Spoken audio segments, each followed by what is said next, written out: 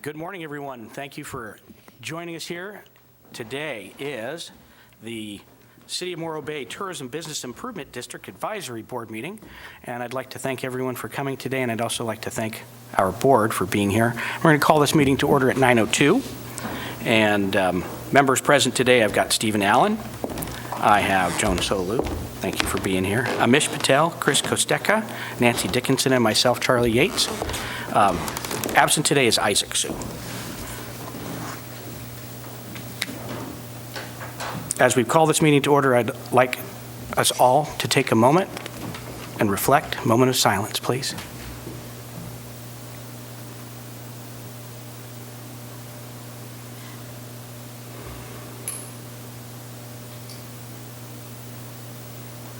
Thank you. Can we all rise for the Pledge of Allegiance?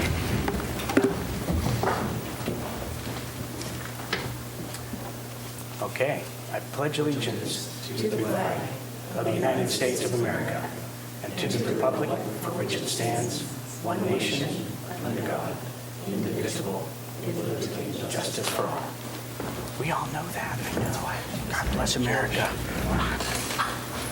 I'd like to open up the mic to any board member announcements. Seeing none, we're going to move on. Staff announcements. None at this time. I'd like to open the floor up to any public comment.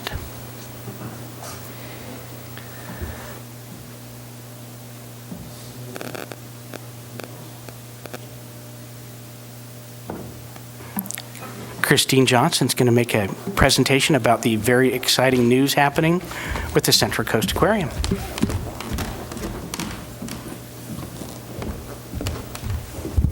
Good morning. Thank you very much, Chair Yates.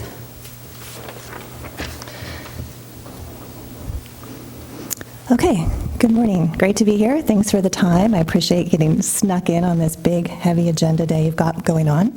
My name's Christine Johnson, Executive Director, Central Coast Aquarium. In front of you, you do have a copy, hard copy, of the PowerPoint presentation, and you also have some other things that I'll be mentioning. Okay, so we'll get started. So just so I have a gauge, if you don't mind raising your hands, those of you who've been to the Central Coast Aquarium in Avila? Oh, okay, great, perfect. So then I will spend a little bit of time on the history of the entity itself, and then I'll scoot as quickly as possible to the Morro Bay project, and then I'll be able to take some Q&A as long as I stick to my 10 minutes. So Central Coast Aquarium's mission is to cultivate a community dedicated to ocean stewardship through education, engagement, and action. We are a 501c3 nonprofit organization. This is interesting here to spend just 10 seconds on. The founders were Russ and Carol Kiesig. Maybe some of you knew them. They were the owners of the Sycamore Mineral Springs Resort and Avila Hot Springs Resort a long time ago.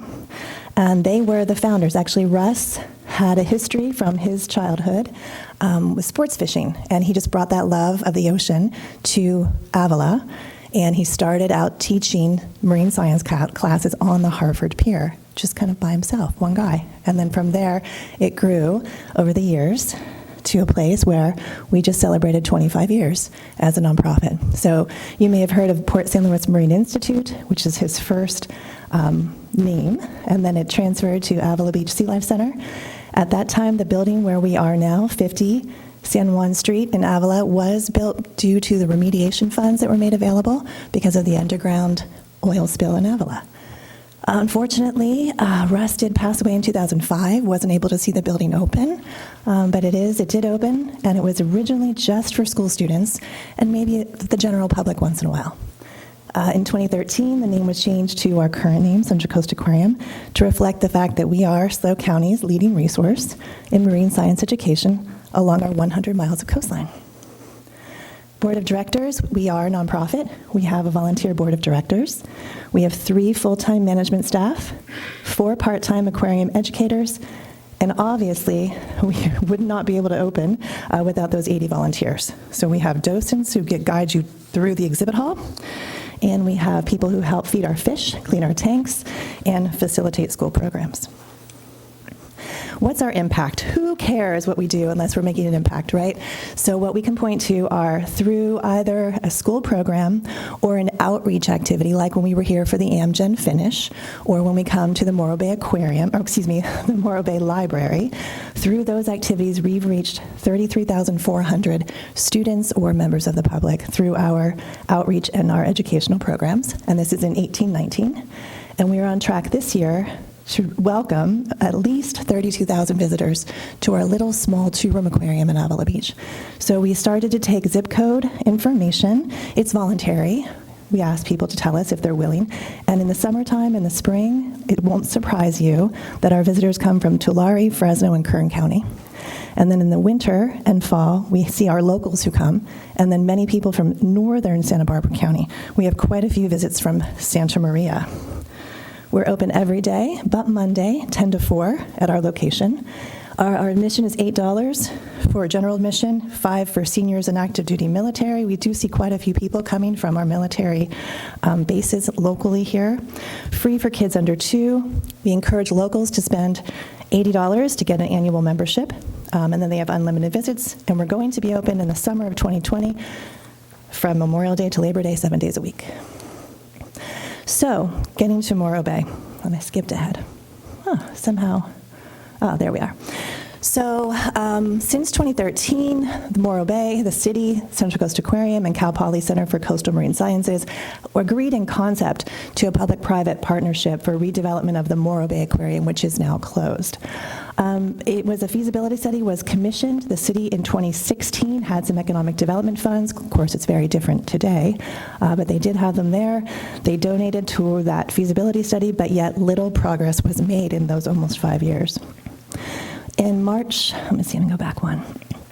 In May of 2018, Central Coast Aquarium, who was the lead on the project, had some new leadership. There was some new leadership in the city, renewed energy for the project. The market and economic feasibility study was $44,000, and in 5 months, we were able to raise $34,000. And there's a breakdown, $10,000 from that Morro Bay city money, $4,000 from the county supervisors, and $30,000 from members of the public, mostly private citizens, but including a few Morro Bay business owners. So in 5 months to raise $34,000 for a project that is nothing but a bunch of paper and a report at the end of the day, I think shows there is incredible energy and interest, at least, in this project. So in March 2019, we presented the feasibility study to the City Council. It revealed that, you won't be surprised by this either, all nonprofit aquariums require funding beyond what they earn. Morro Bay has a potential to earn 75% of its annual operating budget versus the 65% that industry-wide the feasibility study mentioned. Why? Why Morro Bay? The waterfront site, immediate access to the bay, abundant wildlife for viewing, Cal Poly's collaboration, the number that 800,000 people visit or pass through Morro Bay, and then access to Highway 1. If you're interested in the study, it's available on our website, centralcoastaquarium.com. And then key takeaways. This project is not feasible if it takes on debt. There had been the hope, perhaps, of a USDA loan at some point in the project, but feasibility study revealed that debt will not be possible. We won't be able to cover the payments.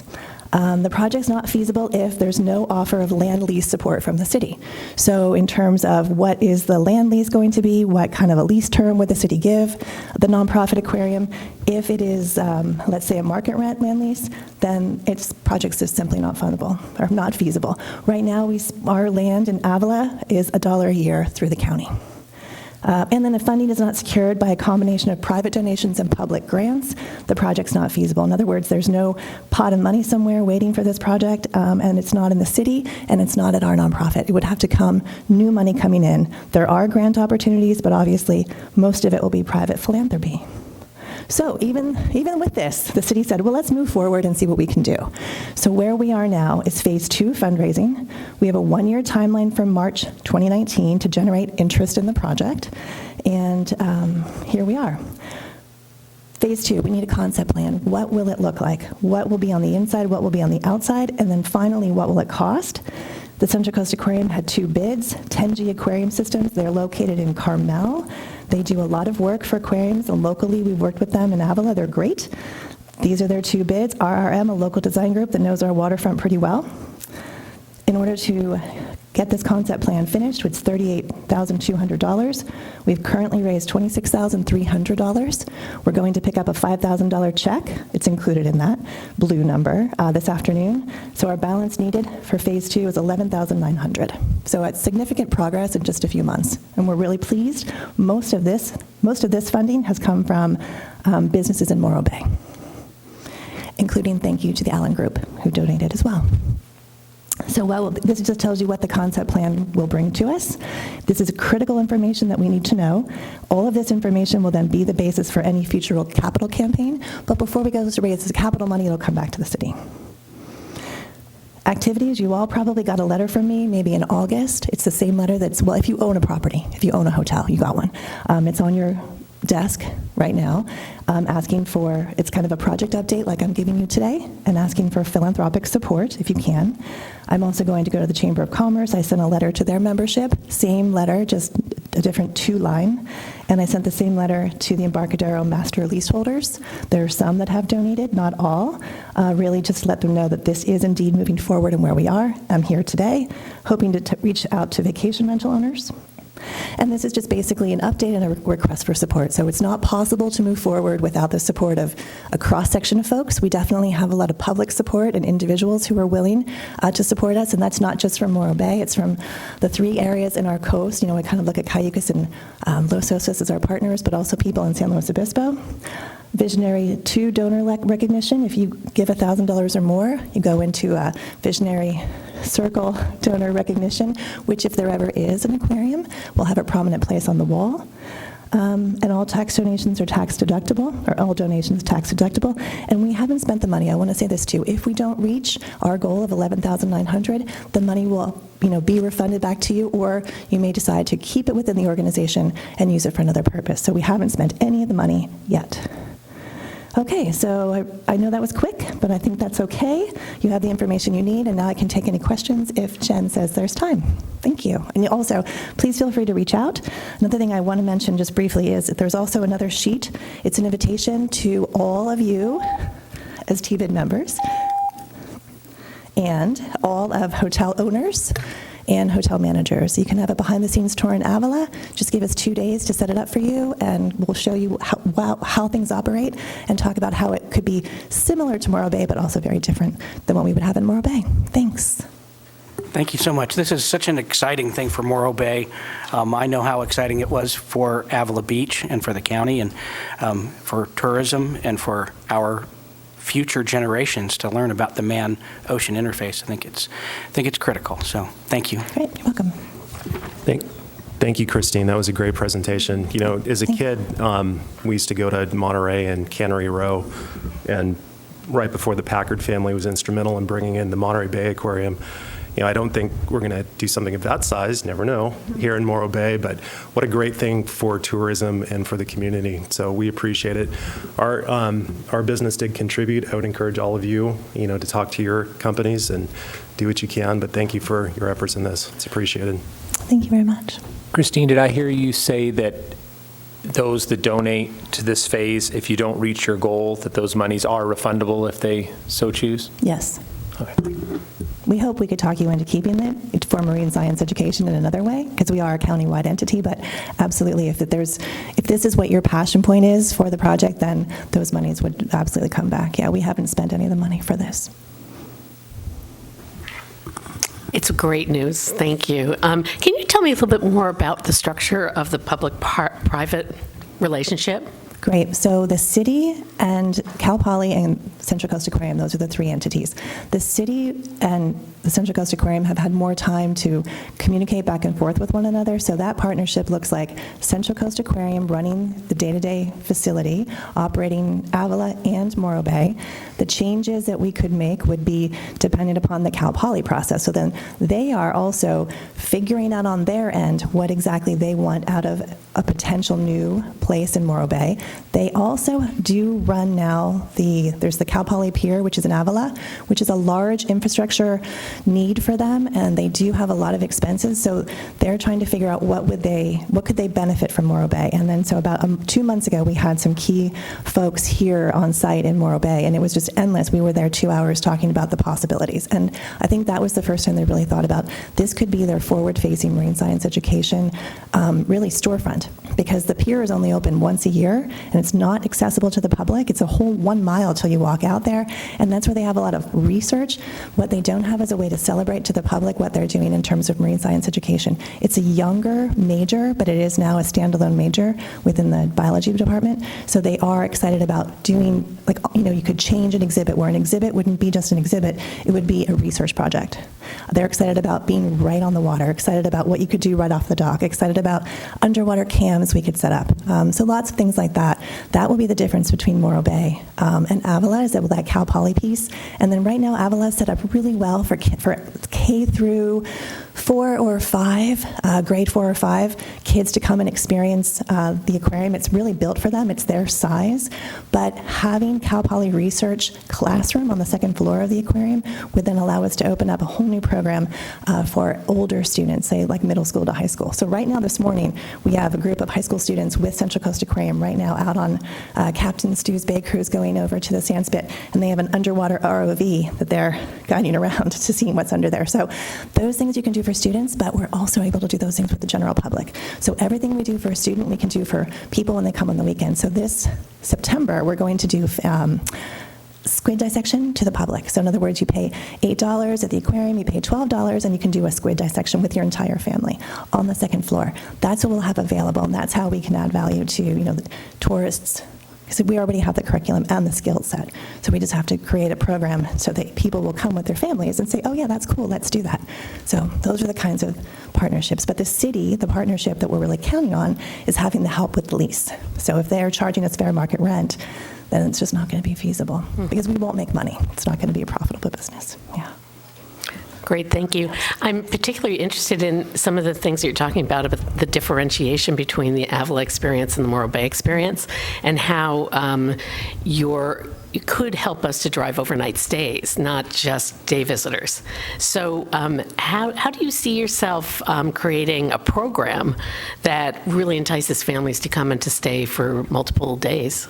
Well, it's interesting because if you think that the space we'll have on the second floor is something that we do even now in Avila, but Avila is difficult. It's a little bit off the beaten path, right? So we have evening programs for adults where we have, science talks and wine and snacks, and it's just hard to get people to come into Avila unless they're physically staying in Avila, and then we do see them walk over because there isn't a whole lot to do in Avila, but there are a lot of places to stay. So those kinds of things we would build in, those evening programs that would happen when the aquarium is closed. Other things we would do is there's so many businesses that are already invested in the Embarcadero, and we would just partner with them to add on things like the ticket. So Captain Stu, you can come into the aquarium yourself for $9.95 is what the feasibility suggested, and then for a few extra dollars, you come back at 1 o'clock and you go on the tour with Captain Stu and go to the Sandspit, or you do a sunset tour, or you do an early morning bird watching tour. So there are all these things we can work with the existing paddleboard companies, kayak companies, and boat tour companies to build in that 2 or 3 experiences within 1 weekend that we could offer that would be different than just walking through an aquarium. So, simply just putting a docent with a group of people at 8 o'clock in the morning and walking up and down the Embarcadero is an incredible experience they're not likely to have in Los Angeles or Kern County or somewhere like that. Thank you. Sure. And if that's that. I was waiting for a Mishpat. So I'm curious, well, first of all, thank you for the great presentation. What a terrific update on the project. And I hope it moves forward. So is the next hurdle, the $11,000 piece, is that the last hurdle to move forward to the next step? Exactly, yes. Okay. And so here today with your presentation, are you asking for general support from the Tbut for that? Is that something that, or are you just putting it out there to try and get it out to the whole community as a general?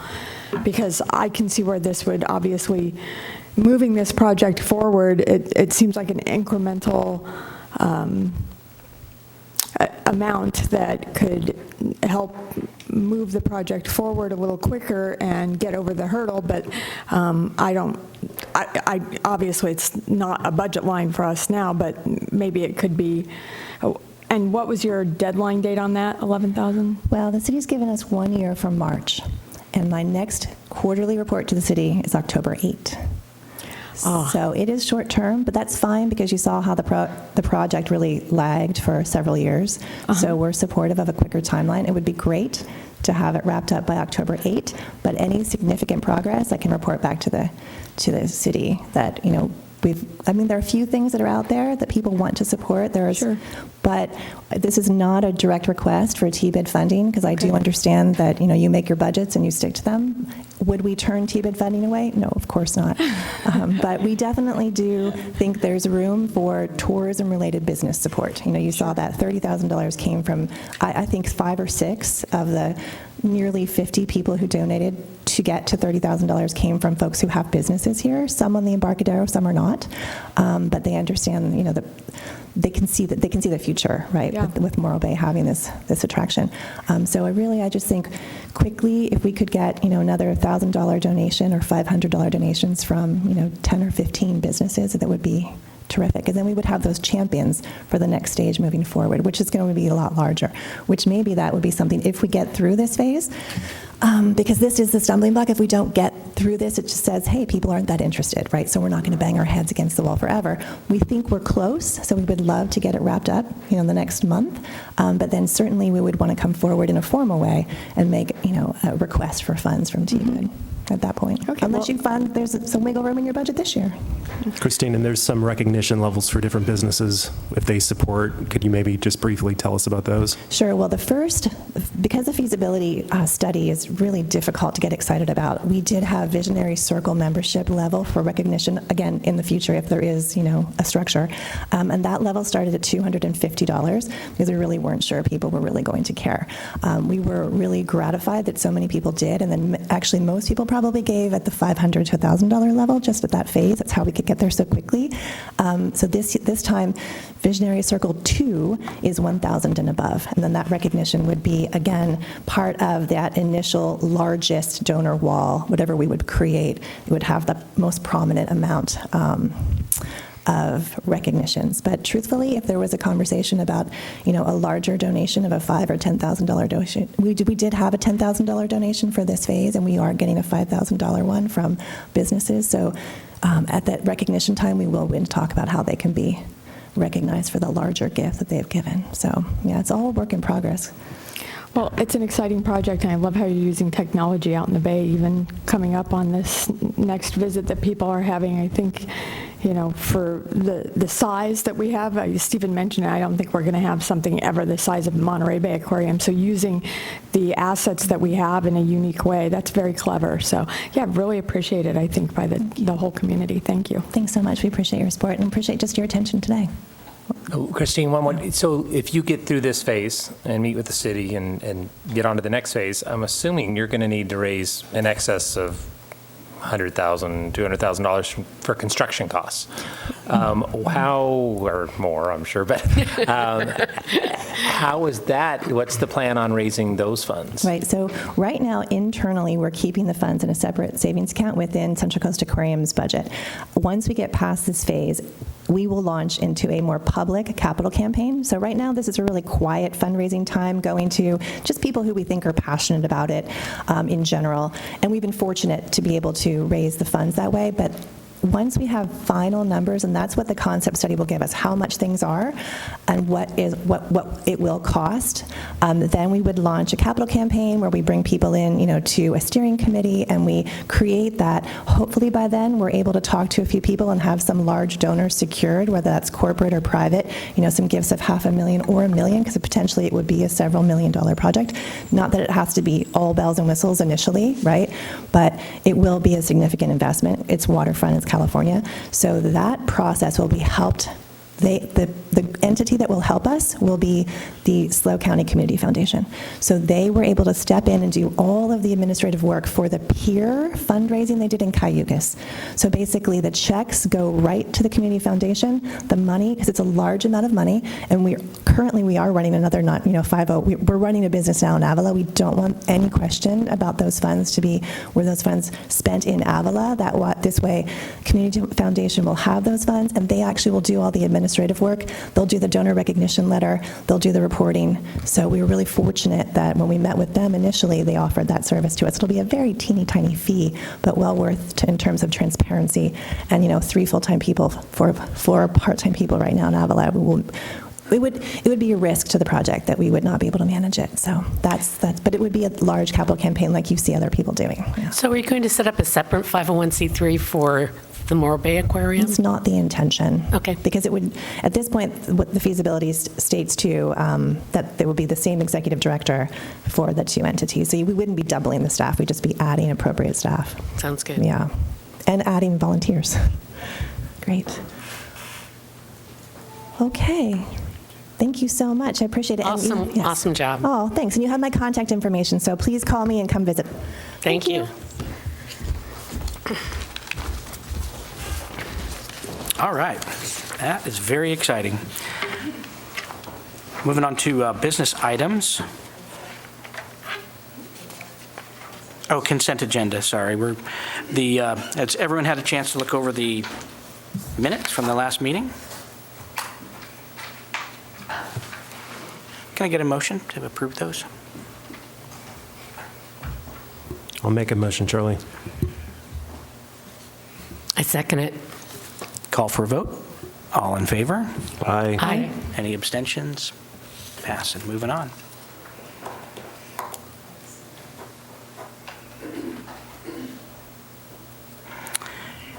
TOT report?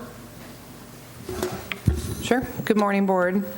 So we have the July TOT report for your review, and I just wanted to make a note on this that probably the biggest change in this was we had 4 weekends in 2019 versus 5 weekends in 2018.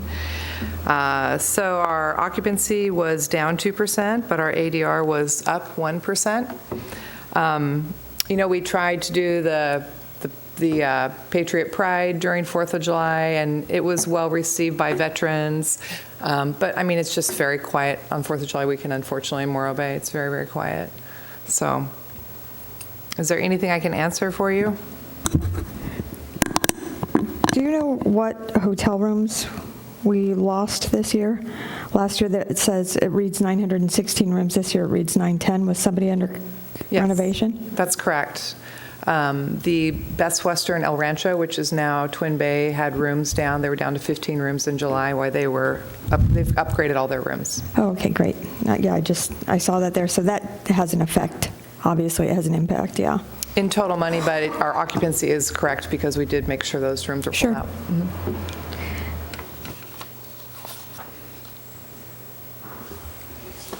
Any further questions or comments? Entertain a motion, push this thing through. Public comment. Any public comment? Hello? Entertain a motion, please. I'll make a motion to approve. I'll second. Calling a vote, all in favor? Aye. Aye. Passes. Thank you. And now we're seeking for B2, approval of mental marketing reports from August. Megan? Hello. So just a couple notes about the August marketing report. The website year-over-year comparison was down, but there is some information in your packet about how the Dream Drive affected last year's numbers, as well as additional ad buys talking about Highway 1 being open. And so if you compare the last 3 years, it's actually up 10.8% for the month of August. MorroBay.org continues to hold the #1 search spot for Morro Bay searches, and Morro Bay searches are over 40,000 in Google each month.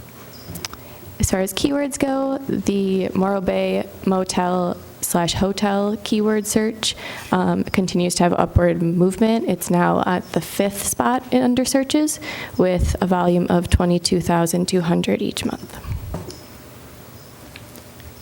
The spring promotion started August 1st, the Sip and Savor promotion with the complimentary bottle of wine with a 2-night stay. The campaign page views were over 5,000. They were promoted through paid digital ads at a cost of $15,000, and the projected revenue generated from that is $84,000. For press clips and coverage, 1.05 million estimated coverage views and 6.45 million in ad equivalency. A couple to point out, there was continued results from the July oyster press release that we saw. So there was a pretty lengthy article that was written all about Morro Bay oysters, where they come from, why they're different, and then also how they can be affected in the future. And then we also had a visiting journalist come from Run, Oregon, and he came for the 50th anniversary of the Rock to Pier run. So it was very much in line with our strategic plan in terms of the outdoor recreation center. And he actually published a couple of articles. This one in particular saw over 4.9 thousand views. And then the August press release was spend final days of summer doing 4 classic Morro Bay adventures. It focused on our outdoor goal videos and included the California Surfing Day on September 20th, which is tomorrow. And that particular article was picked up and republished and viewed over 245,000 times.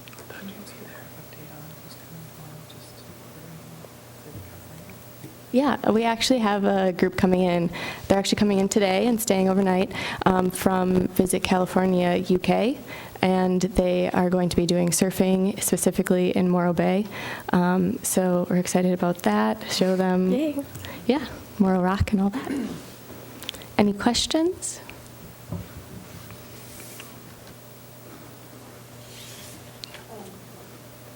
What bumped up the Art in the Park content views by over 1,000%? Was it just not on before or something? That number is like, whoa. Honestly, I have no idea. We really don't promote them out much because it's a holiday weekend, and so, that's one of our mainstays is that we try to focus on midweek, off-season, and not holidays or summer. So maybe they're growing. Maybe they spent more money. They could have spent more money in their ad buy. We have no access I think to they any just of that. weren't on before because they have just over 1,000 views. Yeah. And so the percent, it's like maybe there was one view before. Yeah, that's kind of a weird number. I noticed that in our searches on the origin market for searches, San Francisco is number 1, which is terrific, and Los Angeles is number 2. Oddly enough, number 9 is a place, Ottawa, California, which I've never heard of. That would be like Christine or Canada. something? Ottawa, Canada. Oh, Canada, I'm sorry. Ottawa, I've heard of then. That was the oysters. That was the oysters, I'm sure. They were probably going, oh, oysters.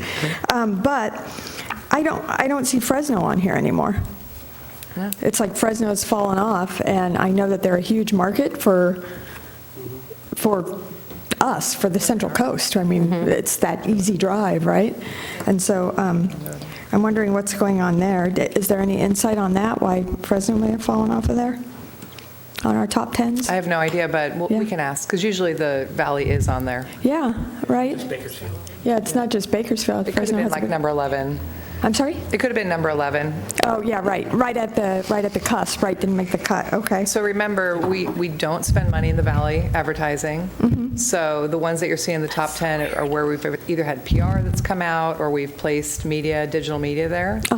So that might be the difference. I'm sure that they're up high in this next month because of avocado margarita.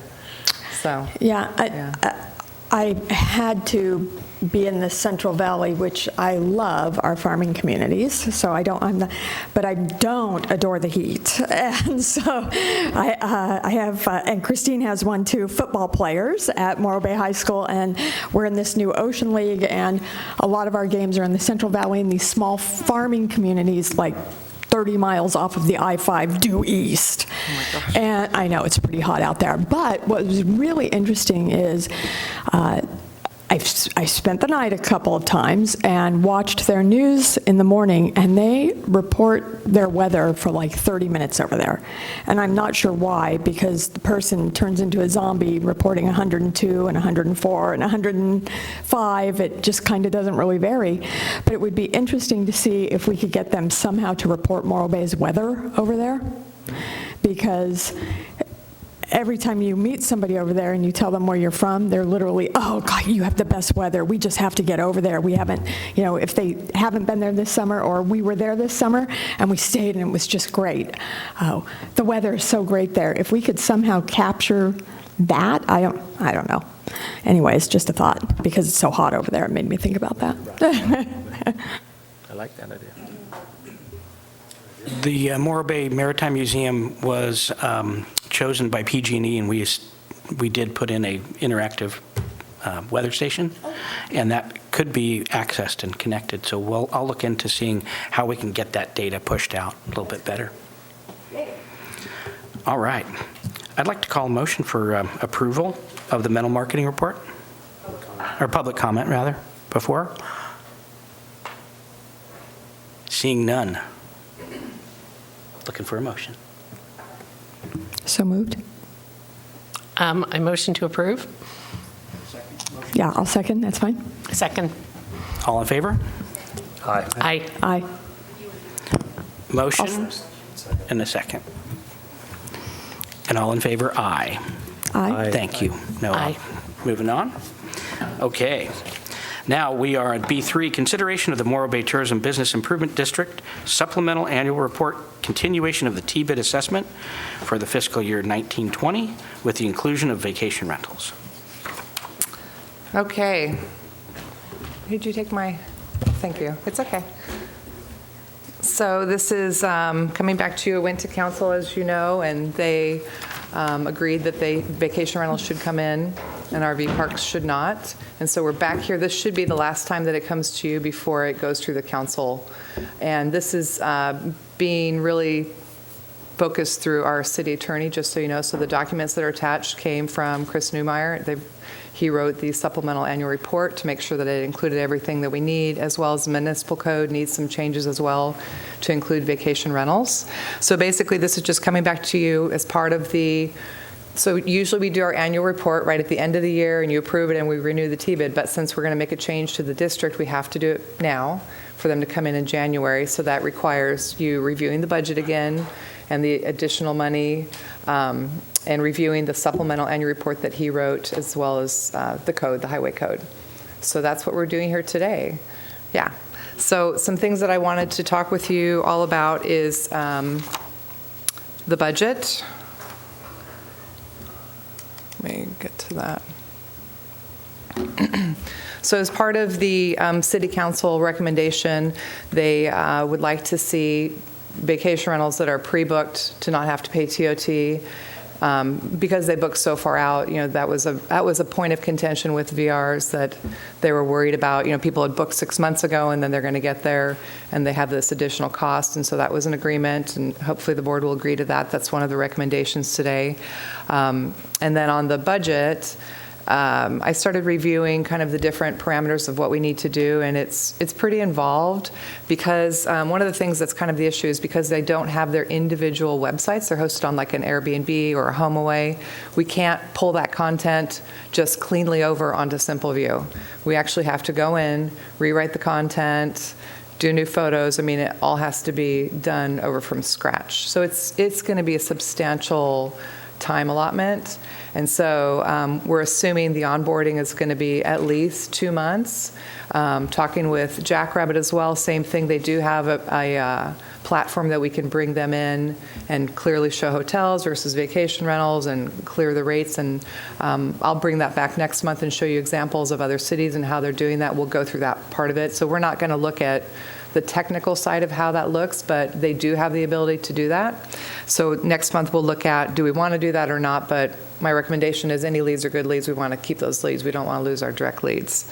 So looking at the budget, I'm sorry, I want to go back one more time with the recommendation for council to ask to have the vacation rentals not pay into the tax if they've pre-booked their room.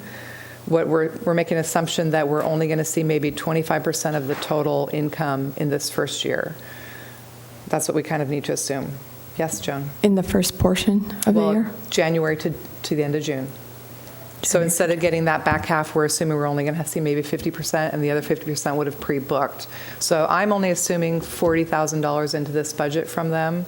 It could be lower, it could be higher, and if it is lower, we can adjust that at the year end with our accumulation fund. We do have extra funds in there to do that, so we're fine to do that. But city manager and I both felt we're fine at assuming 25% for now, and that's what I base these budget additions on, okay?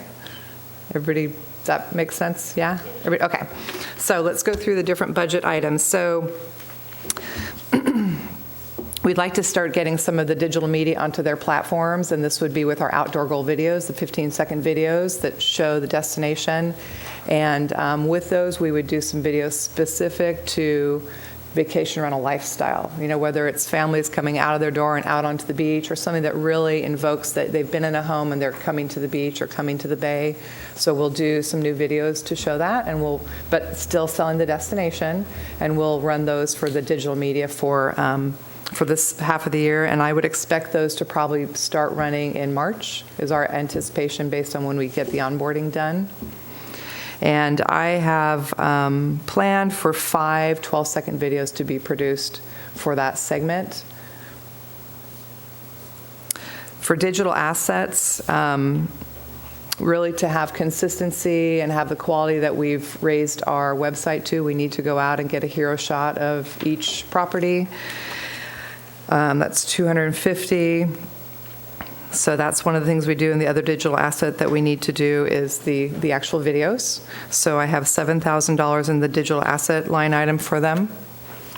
The onboarding is fairly substantial. As I mentioned, there's the integration from Jackrabbit, and we're estimating 125 hours of probably not staff time. We'll probably have to hire freelance to do that because we don't have the bandwidth to add that many hours. Some of the things on the onboarding, there is Airbnb has a platform situation where if it's listed on Airbnb, those do move over, but they have an additional fee that's required to be paid for those, and they actually require their logo to be on our website, which I think is fine. But that's all costs plus the Jackrabbit costs and Simple View costs. So that is the onboarding part of it. I expect it to take probably 6 to 8 weeks to onboard them. So if they come in January 1, hopefully by March they'll be up on our website and in our booking engine and running cleanly is my goal. That's pretty quick. That's really pretty quick. And then visiting journalists, it would be really nice if we start getting them in the mix now. I put $4,000 in a line item for visiting journalists. It takes a long time to, get people to actually come visit that are the quality caliber that we want. So we'll put that out there, and hopefully we'll get them in April or May. I'd love to have them during either the car show or the kite festival. Those are really good for families and vacation rentals. I don't know if we'll get journalists by then, but I think we should put money into that line item as well.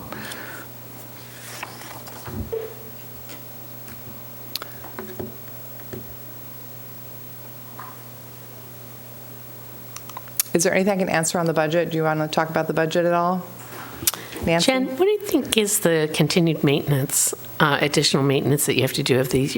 You've got the setup costs, but then you also have maintaining costs. What's going to be the, do you have any estimates? It's going to be manual. We're going to have to go and look at each site, compare them to the licenses for the year, Yeah. make sure that they are still, we'll have very few fall off, but it'll definitely be Yeah. a challenge. But the intention is to write the content for each one of those VRs that, is the quality that we want, and have them approve it. And so those will live on our site, and hopefully those, we won't need to do much. Yeah, it's definitely going to be. Is that something you think that you have to keep in charge of, or is that something that becomes part of when that the vacation rental person themselves has to take that on going forward? Like maybe you do the original setup and infrastructure and transfer over, but then that's part of their responsibility? Right now with hotels, it's shared. Yeah. I mean, honestly, it is the hotel's responsibility to make sure their listings are up to date, but I am very active, as well as our staff is, to look at their listings and see if anything needs to be changed or updated, or sometimes rates fall off with Jackrabbit. I mean, so we're very active. Yeah. In that. I think my concern is just that there's fewer hotels than there are VRs. Oh, yeah. So, it just becomes a big wave It is. of work and constant changes. So, anyway, just something to think about, Yeah. as you go. You're totally right. Setup is one thing, maintenance is another thing. So. Yes, you're totally right, Nancy. Jennifer, long-term, it appears that we're kind of budgeting for that new revenue through the short-term rentals. But the question I have is, considering that we may lose city funding in the future, if we spend it all, then we're still going to have that same problem if and when that money disappears. Are we considering that in budgeting of the new revenue stream through? So that would be vacation fiscal rentals? 2021. So our budget is approved by council, and it's in place. We don't have to worry about that this year. But we might need to address that for sure. Yeah. I mean, honestly, what should happen after we get them onboarded and we come into looking at next year's marketing plan, it should be very seamless between all the lodging. It should be promoting the destination and come to Morro Bay, and less of the hotel specific. I mean, a lot of that'll just go away naturally, and that'll be fine. So we will free up some money that can be used for digital spending or whatever we feel we need to, add to it. Yeah. But we definitely will probably address it, yeah. Jen, our motion from last month included RVs as well. Can you give a brief explanation why those aren't in this budget? So council approved to just bring VRs in and VRs and not RV parks. Just felt that it was very inconsistent when they have the amount of state and federal campgrounds in Morro Bay and looking at their total overall numbers.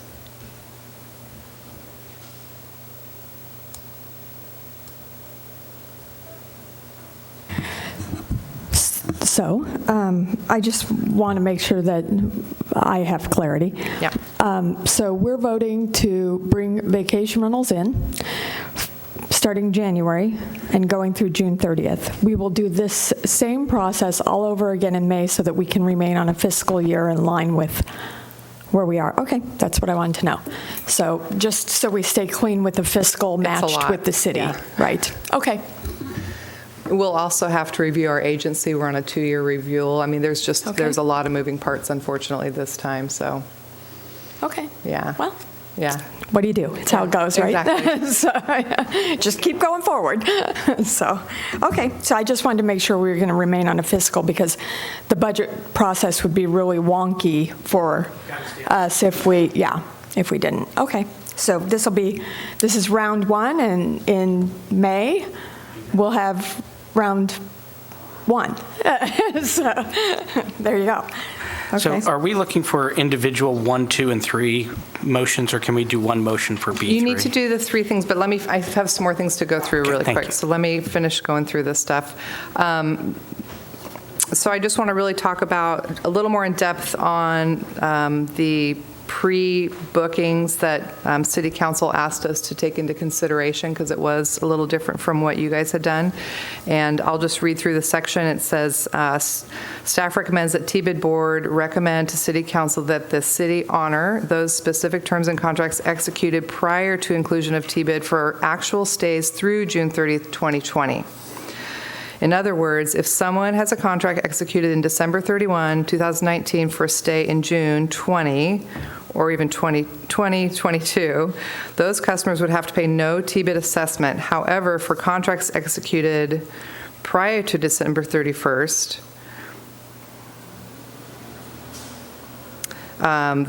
they stay after June 30th, those individuals would have to pay the tax. It's very confusing, but does that, so are you guys, it's different than what we had originally talked about. The discussion when it came to you last time was for them to just come in and start paying as of January 1. I'm hoping that you're okay with this. I think it's reasonable, and it's what City Council has. Reasonable to me. Okay. You guys want to discuss that part of it at all, or? Could you maybe read that again? Yeah. So let me find it in your staff report really quick. It's on page 42, under discussion. Wait, maybe that's not it. Let me see. I'm sorry, it's on page 45. At the top, it says honoring vacation rental contract execution prior to inclusion of Tbut.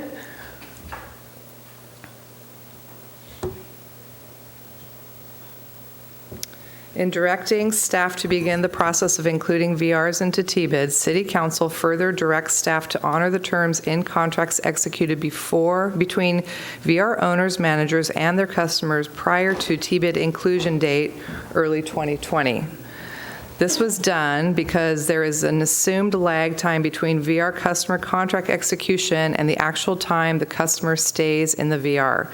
Council felt it was important to honor those contracts so that VR customers are not billed the 3% assessment when it wasn't part of the term of their contract when it was made with the VR owner or manager.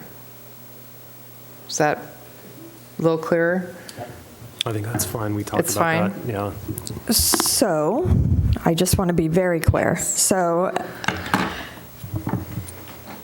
July 1, if they have a contract that was executed for them to stay between July 1st and July 4th of the upcoming year, and it was executed this July, 2019, they won't be paying the Tbut assessment on that July 1st to July 4th because the contract was executed in 2019. Yes. But if they are making a contract on January 1st of 2020 for July 1st through July 4th of 2020. You're getting it. This is good, yeah. I'm just spelling it out. July 1st through July 4th of 2020, they will be paying the Tbut assessment, correct? Correct. Bingo, got it. Okay. There was some other thing you said in there. There was some. It just Is that split it? down. That was it? That was it. Oh, good. So now to go back to the budget.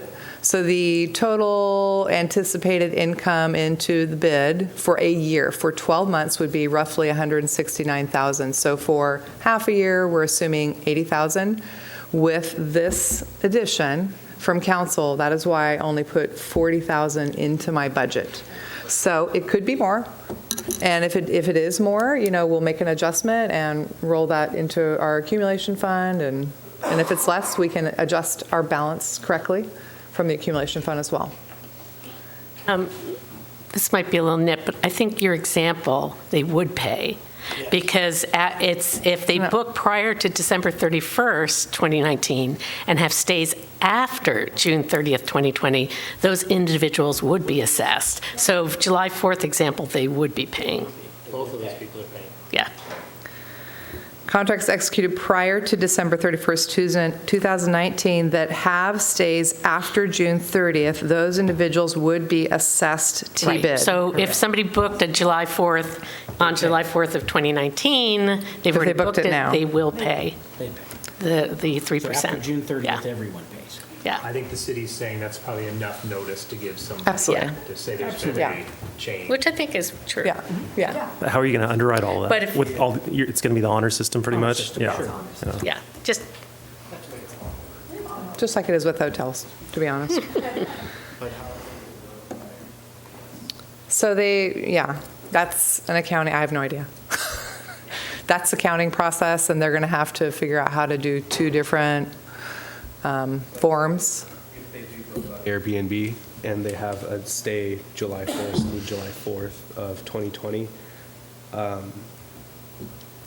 I don't think Airbnb is capable of setting it for that date forward. There's a 3% assessment, if that makes sense. The individual owners have that ability to do that. We have a couple in Los Angeles, so the owners will have the ability to do that. I think we have some people here today.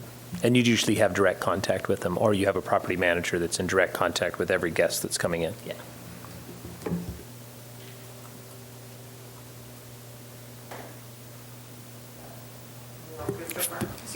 Okay, so continuing on.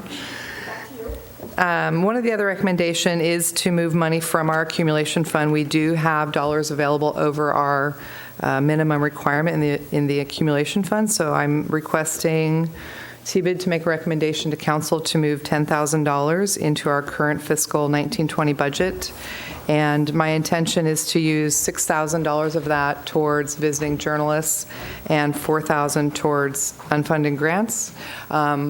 As you remember, when we did our grant review, we only approved the larger grants that were pretty substantial. Some of the ones that didn't get approved, like Santa's House didn't get approved, and it's pretty important for Morro Bay in December.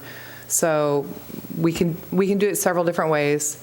I can reopen it, and we can reopen it like for Central Coast Aquarium to put in an application for funds to help. I have another request. I haven't seen, well, we haven't opened grants, but I have another group that has requested an option to put in cameras out on this from the land to look at the seal dock and to look at the otter area. So that's kind of an interesting thing. So there's some other things out there. I mean, $4,000 is not a lot of money for grant applications. And so I'm hoping that you'll approve that recommendation as well. If you have concern about it, we can talk about it. They will come back to you, and you will get to see who submitted grants and what those will be. Can I answer any questions on that? I have a question for you, and maybe Red while he's listening. It's maybe premature for us to donate any monies towards the aquarium plan, maybe. But I'm wondering, would the city see it as symbolic if we did earmark $1,000 of this that you're speaking of to show that Tbut has the support, and would that thus help show the support to the city to maybe give them a sweet lease? Do you want to speak to that, Red, or? Wouldn't that be I hate to say these words, future agenda Yes, item? It would probably be a future agenda item to look at, I think the better overflow. thing to do is just reopen the grants and see who submits, and then when they come back with those applications, we can talk about that stuff. Yeah.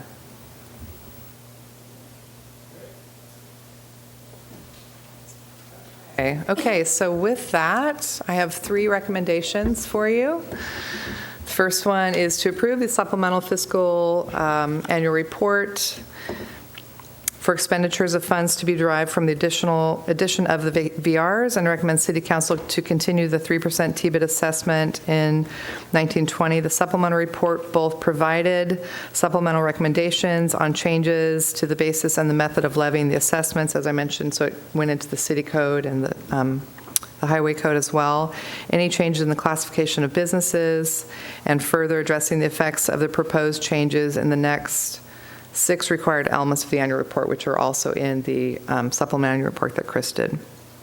Second is to recommend City Council approving move forward $10,000 from the accumulation fund to Tbut current budget 1920 for visiting journalists and event expenses.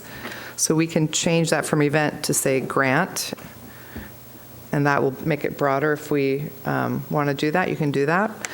And then the third is to recommend City Council honor vacation rental contracts put into place prior to VRs being added to Tbut for stays in Morro Bay through June 30, 2020, with all stays thereafter being assessed 3% Tbut assessment regardless of contract execution date.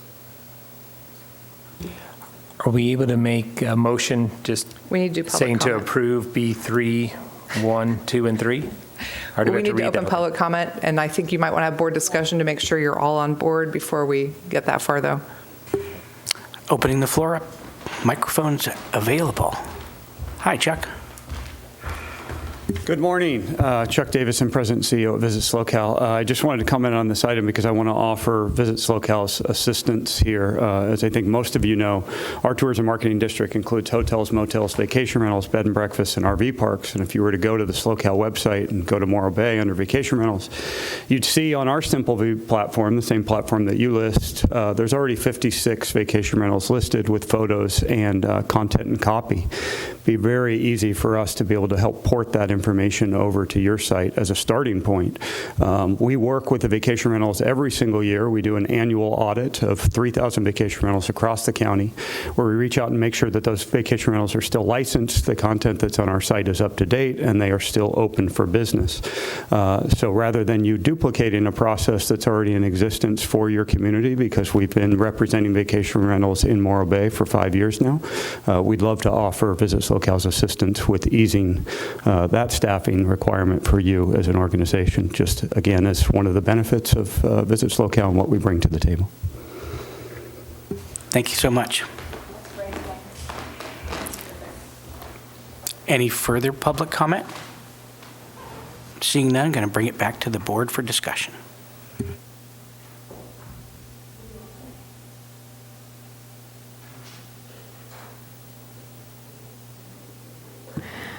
There's just a couple of housekeeping issues that I see, bringing it back, sending it back for approval the way it is. If you look on page 47 of 64, and you go down through the goals and objectives, I'd just like to see, for example, on number, it's under elements of the annual report, streets and highways code. It goes 1, 2, and then 1, 2, 3, 4. Under number 3, it says marketing of foreign independent travelers, FIT conference group, and film business that benefits local tourism and the local hotel industry. I'd like to see vacation rentals added there.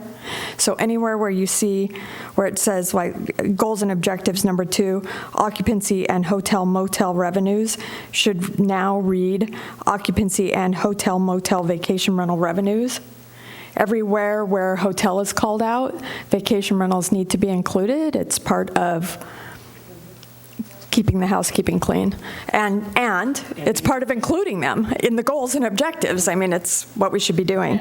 So anywhere where, our motion should probably include that anywhere where it says calls out hotels directly or motels directly, it should now include calling out vacation rentals.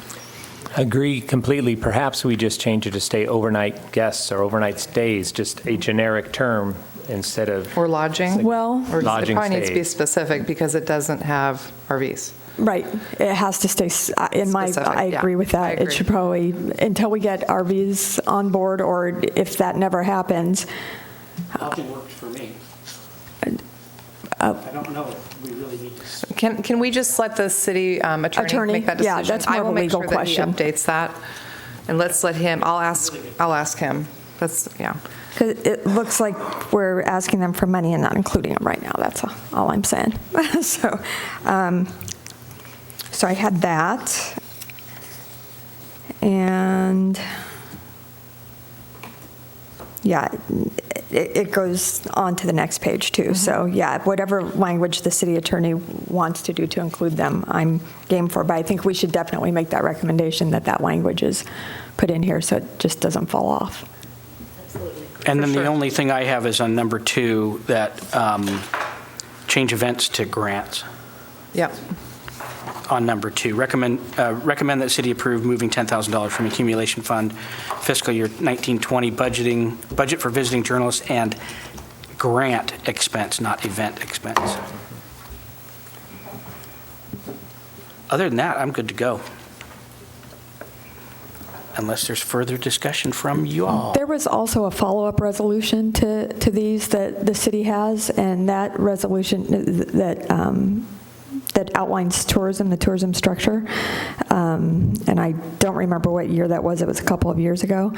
That one may need to be looked at too to make sure that it includes vacation rentals. It will, and it will not come back to Tbut. It Right. just goes to It city doesn't have to council. come back. Yeah. Staying in the city. Yeah, as long as it's clean, you know.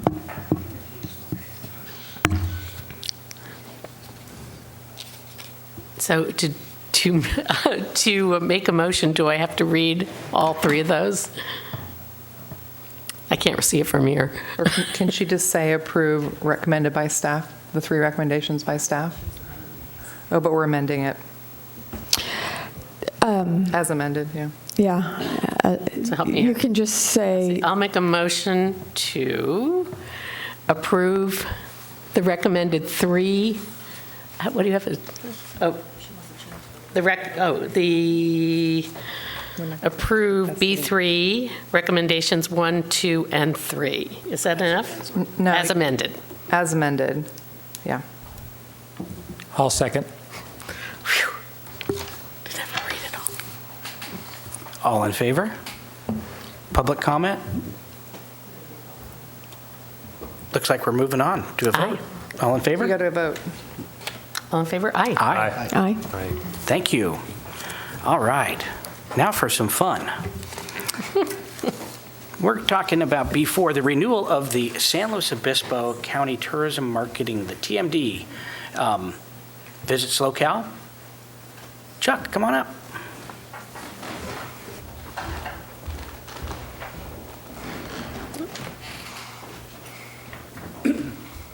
Well, good morning again. Chuck Davison, President and CEO of Visits Locale. I appreciate you making time for what we believe is a very important conversation for our community this morning. So I want to spend about 15, 20 minutes walking you through a presentation. The majority of this presentation is really future-focused, kind of where we believe the community is going, along with where we're trying to get the district, and then I'm happy to take any questions that you might have. So kind of starting with this first slide, we really believe that tourism is really the baseline for economic development in our communities. We talk about tourism as the first date for economic development, talent attraction, all of the things that happen in our community. And the cycle works like this. If you build a place that people want to visit, you'll build a place where people want to live. And if you build a place where people want to live, you'll build a place where people want to work. And if you build a place where people want to work, you'll build a place where business has to be. And if you build a place where business has to be, you'll build a place that people want to visit. So everything starts with the visit. Many of you know my story of moving here 7 years ago from Las Vegas. If I had not visited here for the 6 years prior to that, I would have never thought about this place as a destination to move to. The same goes for business. People who are looking to invest here, they don't choose to invest without visiting the destination first. So what we do in the tourism industry is vitally important to the overall economic development of our communities. Many of you know this tourism ecosystem. We really believe that the greatest opportunity for all of us is to work under the funnel that exists above us. These organizations above us are doing work for us and our communities that we can't do for ourselves, the same way that we are doing work for Morro Bay that you can't do on your own. And so many of you know the Obama administration established Brand USA about 10 years ago with a focus on how they bring more international visitation to the United States. Visit California, our state tourism organization, now with a budget of $146 million, is focused on bringing those international visitors in the U.S. to California and the people in the other 49 United States to California as a destination. We're focused on those individuals who are coming to California. How do we get them into the boundaries of SLOCAL? How do we introduce them to this destination and make sure that we're capturing them? From there, obviously, Morro Bay is trying to make sure that the people that come to San Luis Obispo County are coming to Morro Bay. You're then trying to get them into your direct hotels, restaurants, retail activities. I think one of the important things that I want to point out here is this funnel has been vitally important for the county. But there's some really specific areas where we can point to Morro Bay where this has been important. When we were in front of you 5 years ago for the original setup of the district, we were running on kind of the if-come, what we hoped would happen. We didn't have a track record as an organization when I took the organization over 5 years ago. Now we have a track record. And so when we think about this funnel, we go back to 2016 when the district originally rolled out, and our strong partnership with Visit California. And for the first time in the history of Visit California, we got San Luis Obispo County included in their 32nd domestic and international TV spot. And what was the place in San Luis Obispo County that got included? It was the Rock at Morro Bay, right? So that recognition worldwide at the Visit California level because of the relationship that we have and the work that we do with Visit California. Most recently, I think many of you know my story with Expedia. I was the Vice President and General Manager of North America for all of Expedia before I moved here. I have been beating the drum since I moved to this location about Expedia featuring this destination more, and now, again, Morro Bay is included in the Expedia commercial here. Equally, I think most of you know the work that we did around the historic 22-month closure of Highway 1 when it closed in November of 2016. And so not only did we do work during the 22 months of making sure that we had reroute messages out there and maps in 7 different international languages and making sure that people understood that the coast was still open, specifically Morro Bay to Ragged Point. But when we finally did reach an agreement through much of our political work with our congressmen and our senators and our county officials, along with Caltrans, when we finally got Highway 1 reopened, based on a great idea by Jennifer Little that ultimately became what we know now as the Dream Drive, we were able to take that message to Visit California and get that championed. Originally, Visit California had no plans for the reactivation of Highway 1. Their belief was you don't want to spend a bunch of time telling people that the highway had been closed and now it's reopened. You want to kind of just move through it. We said that wasn't acceptable. I called Carolyn Bettetta, the CEO of Visit California, on her cell phone, and we had a long conversation about the need for that ultimately led to almost 100 media in this market that ended right at the Rock at Morro Bay, who stayed here for 3 days, and you'll see later in the presentation 834 million impressions from that 3-day trip here to the county. So all of those items are work where this funnel has directly had an impact and a positive effect on the city of Morro Bay for the work that we have done one layer above you, driving that business down to your community. So you had in your electronic agenda packet what we call our Tourism Marketing District Scorecard, kind of a look at the last 3.5 years of the results of the organization. I don't want to spend a lot of time on all the details there because you have it, but I do want to highlight a couple things. Our paid media over the last 3 years has been $3.3 million. Again, this is in markets that you're currently not advertising or spending money in. So this year alone, our media budget's $1.2 million. I can tell you that yesterday our board approved an additional $400,000 to our media this year based on the announcement we made 2 weeks ago for the new direct service that we negotiated for Portland and San Diego. We'll talk a little bit more about the air service in a few minutes. So our media budget this year is going to be $1.6 million, again, in these key feeder markets to help drive business to San Luis Obispo County. Our media and trade connections, we spend a lot of time throughout the year and across the world making sure that we are connecting with not only, again, that media that's coming here to tell the story of the destination, but also our travel and tour operators to make sure that we have the travel segments filled out for those of you in the hotel business who are looking for those segments, whether it be meeting and conference, receptive, tour operators. All of those pieces are the meetings that we're holding on your behalf. In addition, again, we've hosted almost 500 trade and media in the market over the last 3 years, bringing exposure to Morro Bay and SoCal as a destination that would not exist without us. From there, we talked about the Dream Drive, so I won't spend a lot of time on that, but that was a great advancement and a great ability for us to tell the story about a bucket list item here, Highway 1 on the Central Coast that's now reopened and activated. We spent a lot of time. We are an organization that is baked in research and data, and so we have launched 15 research projects over the last couple of years, many that were co-op opportunities that Morro Bay participated in. So whether it was economic impact, share of wallet, visitor volume studies, all opportunities that you had to learn more about your guest and better inform the decisions that you and your agency are making from a marketing perspective, again, based on the work that we're doing on your behalf. And then lastly, the air service piece. In my previous life, I used to run large hotels in Las Vegas, and I spent a lot of time in the air service development world there. When I came to this position here, we worked very closely with the county and the airport to start the air service campaign that exists today. today. When I took over in this role, we had no new air service in this county for 10 years, and we were actually in regression of losing air service at the time. In the last 33 months, we have added 6 new markets and 10 new direct flights, something unprecedented for our airport. Our airport will celebrate its 2-year anniversary at the end of October, and we're already in a capacity issue right now on the new terminal. So I think we've done some pretty phenomenal work in that space, again, on behalf of tourism and your local community. So where does that leave us? We've got an interesting story to tell right now. Based on the Smith Travel Research forecast that we procured, there's an 11.8% increase in inventory coming to the community, the countywide community, over the next 15 months.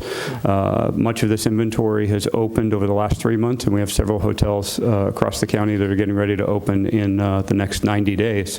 So that's a great story to tell, because every time we get a new piece of inventory open in the county, it allows us to talk about something different and unique, and that's wonderful. But with that comes challenges. So the current forecast for those 1,100 rooms coming in before the end of 2020 is that we'll see a 3.5% decrease in occupancy and a 1.7% decrease in RevPAR countywide. You're seeing some of that in the slow of the market already. I do want to point you to something specific, and you'll see this. It'll be shared in our This Week in SloCal weekly email update today that I think many of you subscribe to and receive. But we'll report out on the August STAR numbers that came out yesterday. And Morro Bay is actually picking up ground right now. So it's interesting. You look at the percentage numbers across the county. Morro Bay year-to-date on the fiscal year, July and August reported. Again, based on STAR reporting. So you have a number of properties that don't report into STAR, but that's the baseline that we have to use because that's the reporting that we have. Based on the STAR report, Morro Bay's lost about 500 rooms year-to-date, July and August, 2 months combined. That's compared to San Luis Obispo that's lost almost 12,000. So, you're picking up market share against some of your communities. And when you look at some of the other communities where the occupancy has dropped, their RevPAR has also dropped significantly. And year-to-date, you're sitting fairly flat, on that RevPAR number, at least through the STAR report. So something important to keep in mind. So this is 11.8%. I think the bigger picture here is there's currently 2,000 hotel rooms under construction in the county. That's a 20% increase over the next 3.5 years.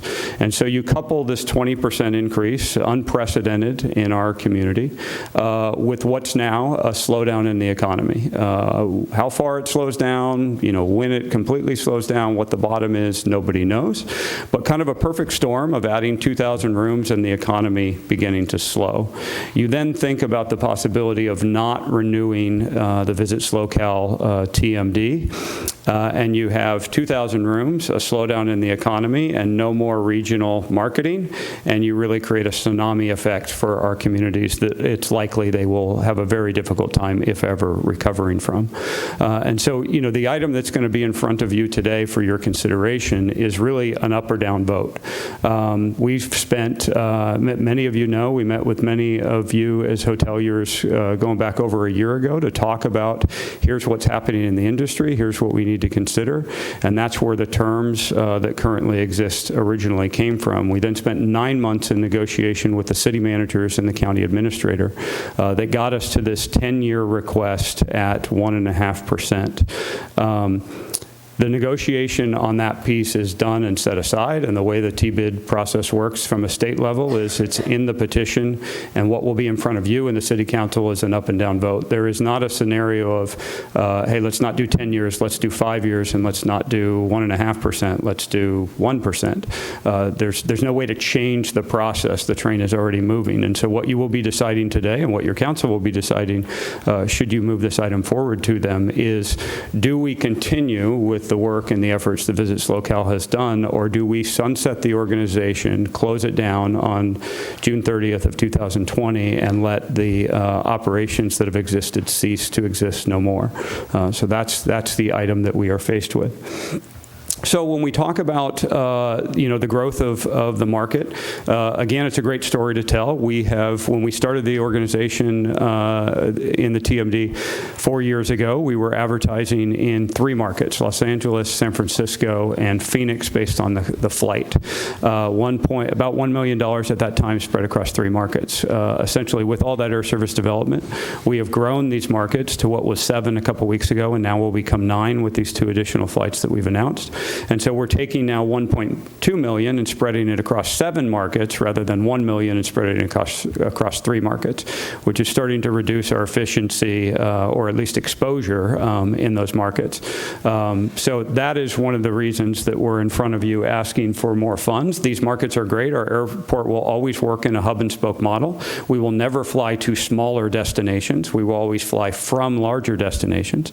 But the challenge with that is the markets that we deal in, 8 of those markets are in the top 25 MSAs in the United States, the top 25 most expensive and largest markets in the U.S. And so each of those markets costs more to be able to get liquid and advertise in and make sure that those residents there are flying. When we talk about air service, it's important because the work that we're doing in air service is not only diversifying ourselves against simply just being a California-based destination, but it's also opening up new opportunity. The visitors that come by air service would not be coming otherwise. You would be hard-pressed to find many individuals who would get in a car in Dallas, Texas, and drive to San Luis Obispo County for a vacation. That's not what's happening. Those individuals are getting on planes. And so when we talk about the air service space, not only is it the growth of new markets, but it's the growth of the current markets we have. So we launched service to Denver 2 years ago. I'm excited to say that next month Denver will go to 3 flights a day. Right? So we started with 1 flight originally. We moved that to 2 flights a little over about a year ago. And in October, it will go to 3 flights a day based on the amount of business that's coming in there. We started service to Dallas back on April 2nd this year. And in December, that will go to 2 flights a day in less than 8 months. And so when we talk about the advancement of the work that we're doing, we're running a model that proves, once those flights are full, the airline gives us another flight, and we continue to drive more demand into the market overall. Our destination management strategy has been an important undertaking over this last 18 months or so. Much of this is rooted, again, in making sure that we're maintaining and improving the resident quality of life here in this destination that all of us are so blessed to be able to call home. And many of these buckets apply to you. But I want to point to one specific thing. There's 28 recommendations that came out of this. Your city manager, Scott, was involved. He was on the steering committee. Red has been involved in this process as well, giving input and feedback as the recommendations came out. This is a county-wide initiative. Morro Bay is the only community in this document that has its own recommendation. All the other recommendations are countywide. The Morro Bay recommendation was for the redevelopment of the waterfront and the power plant. The organization that did this, Residence Consultancy, has done over 100 of these plans across the world, and they found that property and this Embarcadero oceanfront to be so unique and specific that they called out a specific opportunity for the advancement and development of that in a countywide plan. I think that speaks to the level of interest and opportunity, not only that our organization has, but there is in tourism for Morro Bay. When we bring this item forward, we get the question a lot of, okay, well, what does the comp set look like for you against your regional DMO competitors? And so what you see on the screen in front of you is our regional comp set. So this is Napa County, Monterey County, Santa Barbara, and Sonoma. I want to be very clear, this is a county-to-county entity comparison. Those other destinations like Napa and Monterey don't include the individual city Tbids that exist there. This is county budget, unincorporated or nonprofit county budget to nonprofit county budget. So just like in the area of SoCal, it doesn't include the Morro Bay Tbut funding.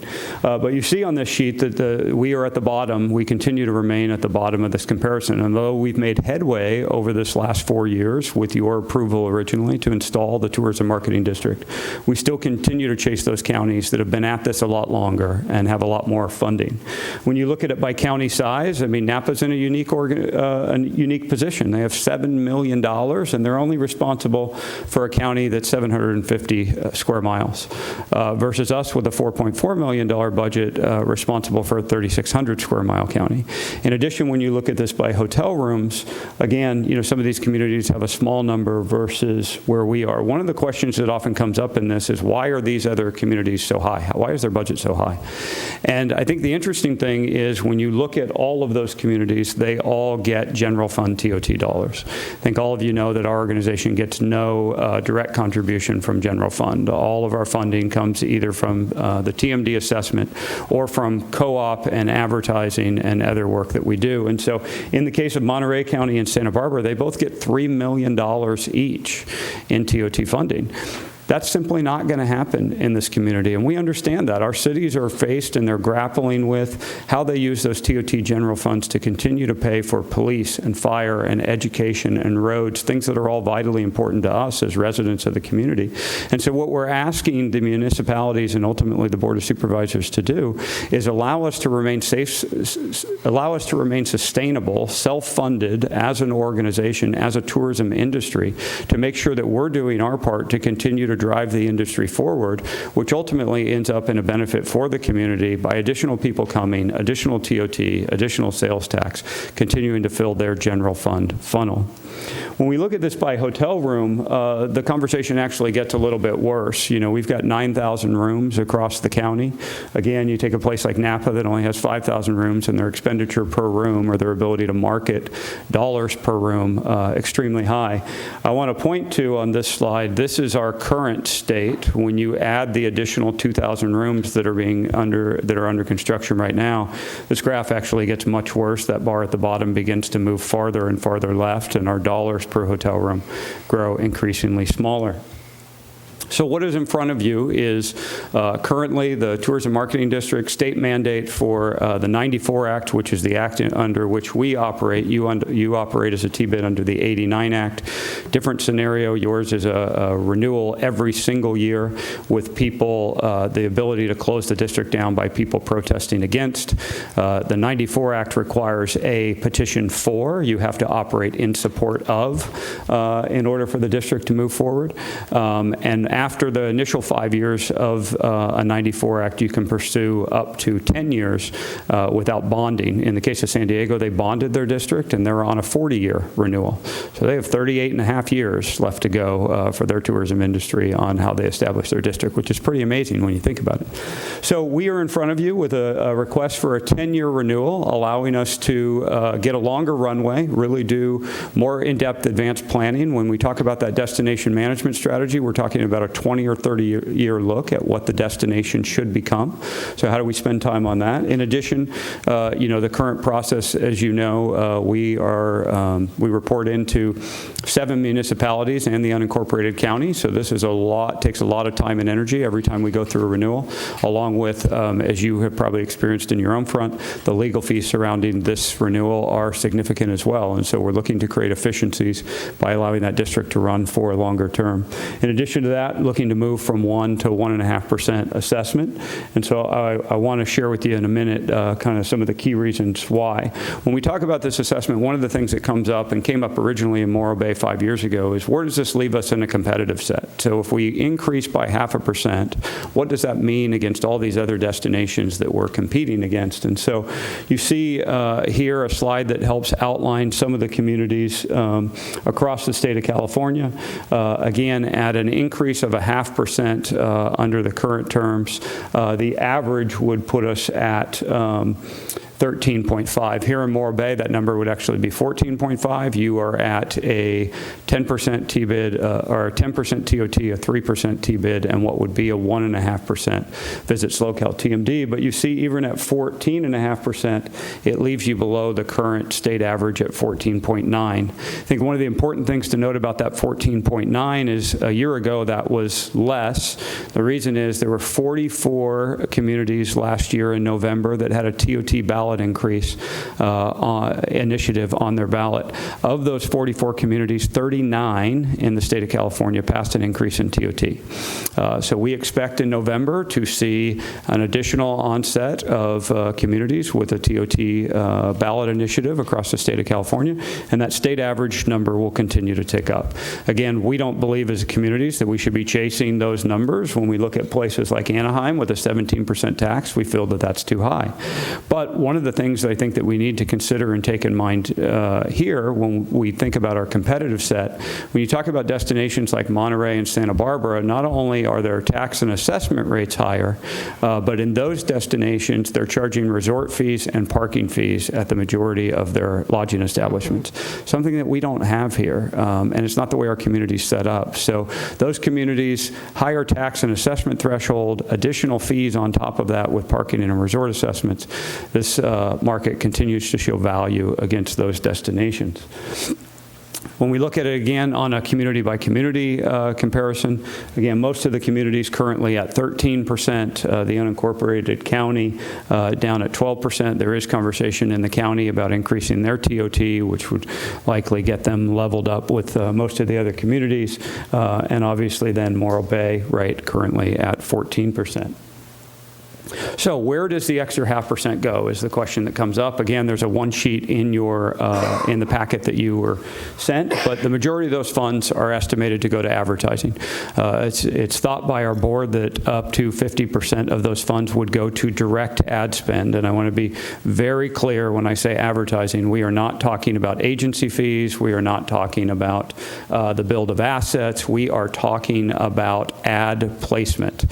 So we're talking about going from, this year, what has now become, as of the board's motion yesterday, a $1.6 million budget, and taking what's estimated to be about $2 million additional a year, and taking $1 million of that and putting it direct into ad spend. So we go from 1.6 to $2.6 million, again, in 9 key feeder markets, 7 of which you do no advertising in at all. Again, us doing work that you're currently not doing yourself. So the biggest portion of those dollars, and the reason that's the biggest bucket on the screen, is because it's estimated 50% of those dollars would go to create additional demand in the market to help offset this 2,000 room increase that's about to occur.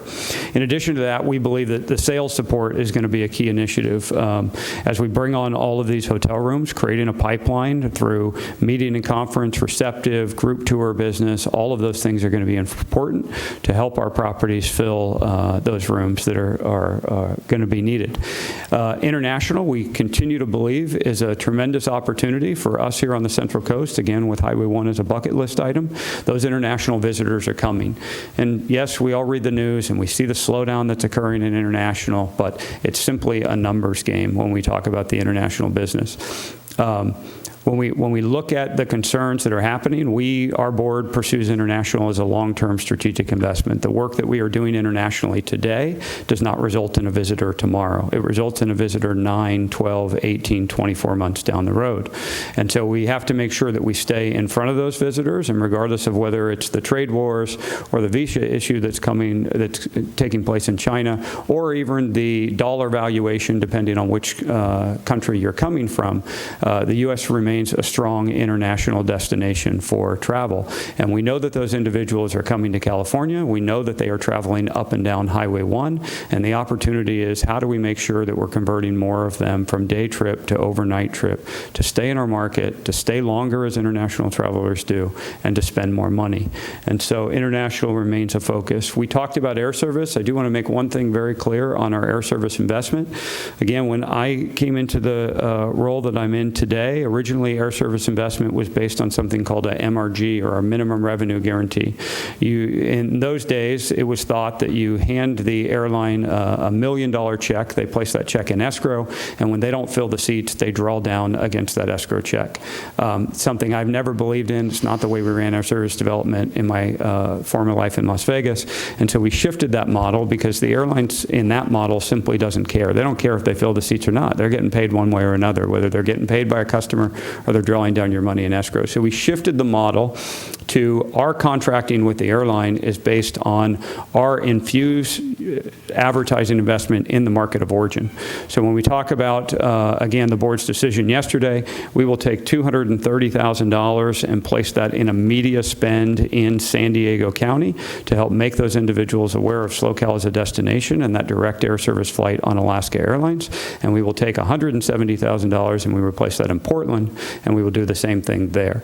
So our air service investment is not dollars to the airline. Our air service investment is advertising dollars in those communities to get people to think of SoCal as a destination in their consideration set for people to travel to, and make sure that we're creating demand for our lodging investors like all of you. The last there is that destination management bucket. Again, I gave you the example of the Morro Bay waterfront and the power plant. We believe that there's huge opportunity for us to assist in how we move some of these key items forward. We've been a partner with Christine at the aquarium since she took over in that role, and has been working on this. And again, that piece at the aquarium is a perfect example of what fits directly into that recommendation about the Morro Bay waterfront.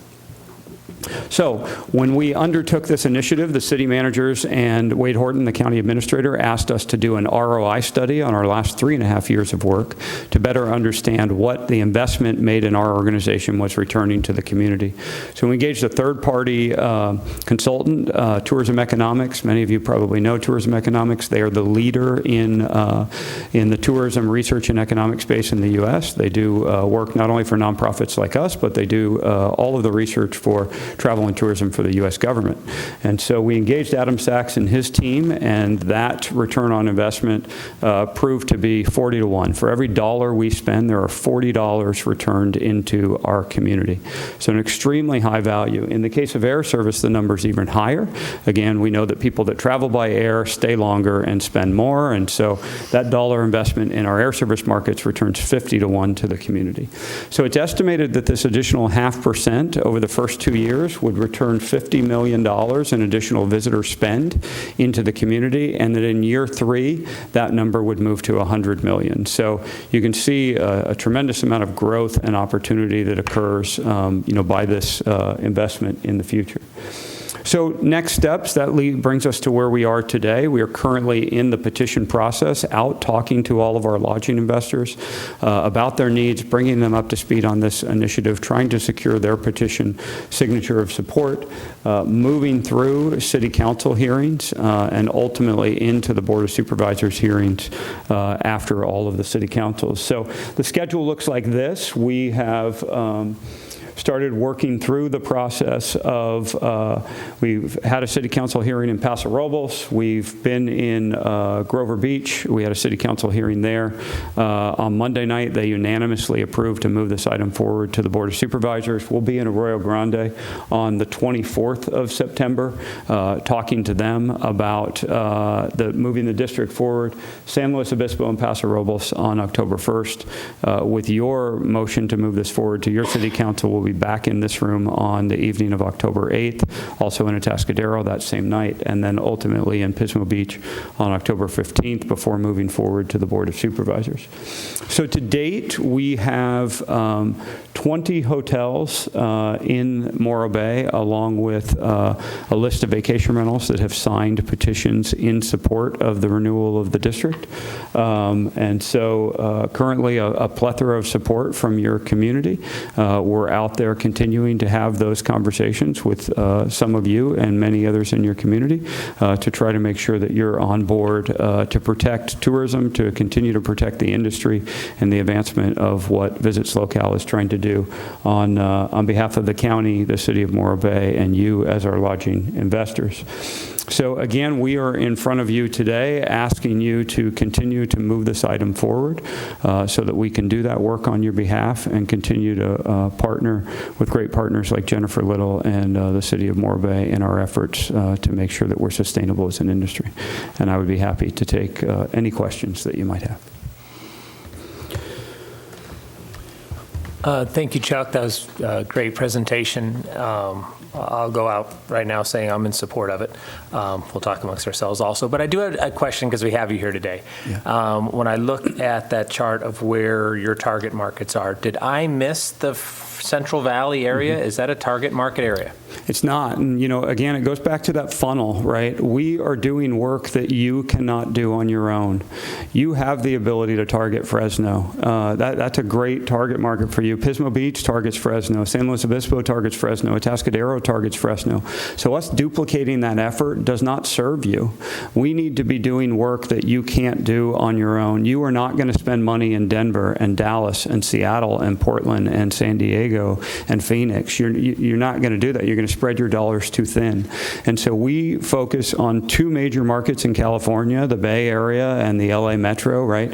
And we invest more than half of our dollars there. It is thought that in that additional 0.5%, and if you kind of play the round numbers out that I talked about of an additional $1 million in ad spend, it's thought that about more than half of that, about 500,000 of that, would be directly into LA and San Francisco. We really believe, especially with a slowdown in the market, that we need to continue to prime the pump in those key destinations. As the market slows and people think about whether or not they're going to travel, the drive market's going to remain key to this destination as it was back in 2008.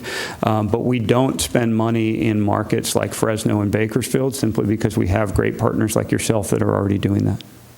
One last follow-up question. Do you know, is anybody, maybe outside Vegas, does anybody target those areas? Yeah, so Sacramento has a big target. Are you talking about in our county? Or No. just in general? In general. Other markets, is Yep. Dallas one for Fresno travel? Yep. Yeah, no. But Sacramento has a huge target. Obviously, Yosemite Valley, the valley floor, targets Fresno and Bakersfield tremendously. They changed the name of the airport to include, Yosemite in the Fresno airport name. Equally, when you start getting down to the places like the Inland Empire, they're very focused on the Fresno and Bakersfield area and how they leak business down there. But the Central Coast, that's always been, and even our competitive set. Although Santa Barbara is built on the American Riviera, right, and luxury, San Ynez, they target the Bay Area, or target Fresno and Bakersfield, as does Monterey County. So those are huge markets. I think the advantage that we have is we are much closer. Those are legacy markets for this destination. When you talk to the individuals that come from there, they're third and fourth generation. They have been coming forever. And so I also think I do think, the advertising world is getting more and more difficult, whether you're in, retail product sales like Apple, or you're in sales like, tourism and the things that we do. And you see that competitive chart with places like Monterey and Santa Barbara that have a lot more money than us. So I do think staying top of mind and consideration set is important. But I also think making sure that, you're not fully investing your dollars in a market that already comes here is critical. You have to continue to tell them new stories, have to continue to give them reasons to come. We talk about, on the destination management strategy, one of the key items on there is events and festival strategy, something that you guys spend a lot of time in the event space. But, how do we make sure that this past year on Memorial Day weekend, we had 6 major events across the county. From a lodging standpoint, do we really need major events on Memorial Day weekend when people are already coming? Not really sure that's the best use of our funds, right? And so how do we make sure that we're working collectively as a county to make sure that we don't do those things? And so you create things like events to keep markets primed like Bakersfield and Fresno, and you have to remain in the consideration set, but that's not where we spend our dollars. Doesn't mean we don't do earned media there, so I want to be clear on that too. We spend time in trade, we spend time in media, making sure that the Fresno Bee is telling stories about our destination, but we do not invest advertising dollars in that community. Thank you very much. The work you're doing is really great. And as we look at a 10-year renewal, I think some of the things that I'd be looking for is you as a key partner for the economic impacts on things like climate change and the risk mitigation that we should be thinking about now. I think the current work you're doing is so strong for the short-term horizons. But when we look at things like, we know that increased air travel is an 8% impact on carbon increase into our county. We're doing exactly the right things now. But is that sustainable 10 years out? And what are some of the things that I would see you as a key partner in helping us to understand the things that are a little bit outside of our purview? What kinds of things do you see doing as we move forward? forward? So I think, one of the key items on the destination management strategy is sustainability for our community. Again, all of the items, all the 28 recommendations in the destination management strategy are rooted through one filter first. And that filter is, does this maintain or improve the resident quality of life? If it does not, we should not be doing it, right? Derek Kirk, who's in the audience, is our Director of Community Engagement and Advocacy. Derek runs point on our destination management strategy and actually worked as the CEO of the Atascadero Chamber before he joined our organization a couple months ago. So he's running point on that. But when we talk about sustainability, I think it is important. I mean, the air service thing that you bring up is critical. But when we look at air service, yes, there is a carbon footprint increase on the air service that's coming, but there's a reduction in the amount of cars that are coming. And we're not accounting for that, right? So there's 78 people on a plane. If you divide those by 2, right, that's 39 cars on the road coming into the destination versus 1 plane. So actually the carbon footprint decreases, but we don't account for those things. And so those are the stories that we need to tell. I think when we talk about, I sit on the board of Cal Travel, which is our state legislative organization. We just came from their summit last week, and we're having big conversations about things like sustainability. There's a big move, obviously, in the hotel industry right now to move away from single-use plastics in the rooms. You saw Marriott sign on to an initiative about 4 weeks ago now that they're going to remove all of that from the whole chain of Marriott over the next couple of years. I mean, it's a tremendous lift. There's an expense to it, right? But obviously Marriott believes that that's going to be important to the industry. And we had some partners in the room that say, hey, we shouldn't be thinking about that. It's too hard. And I agree that it's hard, but we've picked all the low-hanging fruit, and it's now time to start talking about big initiatives that are going to really change the world as we know it, change our destination as we know it, and make sure that we're protecting and leaving a legacy for our children. I have 4 daughters, and I want to make sure that they grow up in a world where it is sustainable, and they have the ability to enjoy the same quality of life that we get to enjoy. And that quality of life isn't just in things like single-use plastics. It's in things as these 2,000 hotel rooms come on over the next couple months. I know several of you, the number one issue we hear when we're out talking about the petition renewal from our lodging investors is talent. We are struggling to find talent. And if you think it's hard to find talent now, wait till we open 2,000 rooms across the county. It's only going to get worse. And so one of the key initiatives in the destination management strategy is talent development. How are we working with Cal Poly and Cuesta College, and even more than that, how are we working with our local high schools to help put young adults in place to think about tourism as a long-term career? When I was growing up in Las Vegas, tourism, you kind of got 2 options. It's either you're going into construction, which my dad's a general contractor, or you're going into the tourism and hospitality world, because that's the world that Vegas was built on. That's not the scenario anymore for most kids. They don't even think about tourism as a long-term career. And so how are we helping prime that pump for those individuals by creating sustainability for our industry, right? It's not just sustainability when we talk about, the eco-environment or senses like that, but it's sustainability in all these other places. How are we thinking about workforce housing and workforce transportation into our communities to make sure that your hotels have the people that they need in order to continue to serve your guests and provide a quality product for them? When we talk about sustainability of customer service, when we did the destination management strategy, the research showed from the visitors intercept for our county, we scored 62% for customer service in our county. I don't know if any of you have kids, but my kids come home with a 62% on a test from school. We're having a conversation. It's probably not going to be a very good one, right? But somehow that's been okay in this community for the last decade. We've got to move off that. And so one of the items in there is a countywide customer service initiative. How do we help the hotels, the retail, the food and beverage, the activities get the skills and the resources they need to provide better customer service to the individuals that are coming here so that, again, they come more, they stay longer, and they spend more money.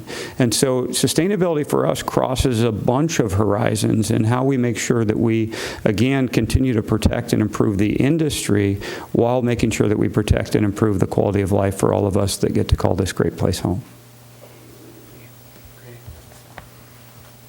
I think there's another half of that I'm interested in, but I'd love to talk to you about this further, which is the other side of it, which is not only do we have the opportunity, especially with a city like SLO with some of the most aggressive carbon neutral goals in the country, of really becoming a sustainable brand that matches with our brand of becoming a nature destination. So I think there's all sorts of, like when you think about the Dream Drive, it could build upon it, the sustainable Dream Drive. I mean, we're literally the exact point at which a Leaf, a Tesla, and a Volt or a Bolt needs a charge from San Francisco or LA. I mean, it's like a perfect, like, come here on a charge, and then we'll help you recharge. So that's. And I would just add to that, our friends to the north in Monterey County have done a great job with their sustainability campaign over the last couple of years. Tammy Blunt-Canavan, my counterpart, most recently there, built that campaign. And so I think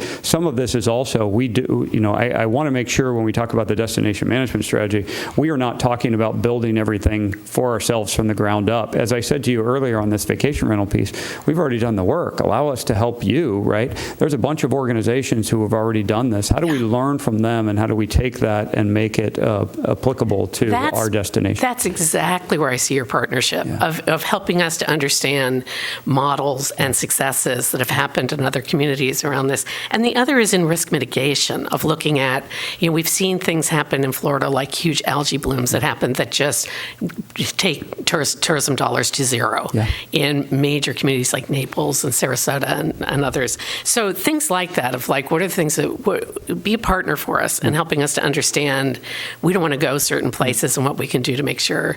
And consequently, when things happen, a fire or something, how do we get back on our feet as fast as possible?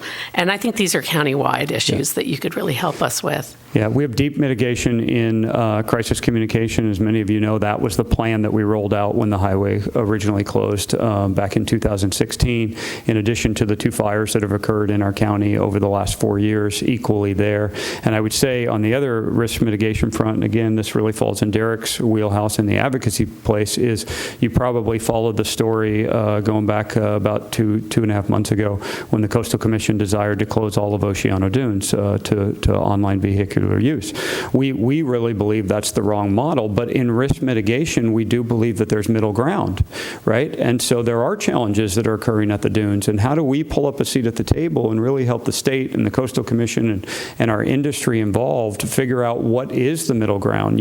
Currently you can ride on you can drive a off-road vehicle on the Oceano Dunes at 2 o'clock in the morning.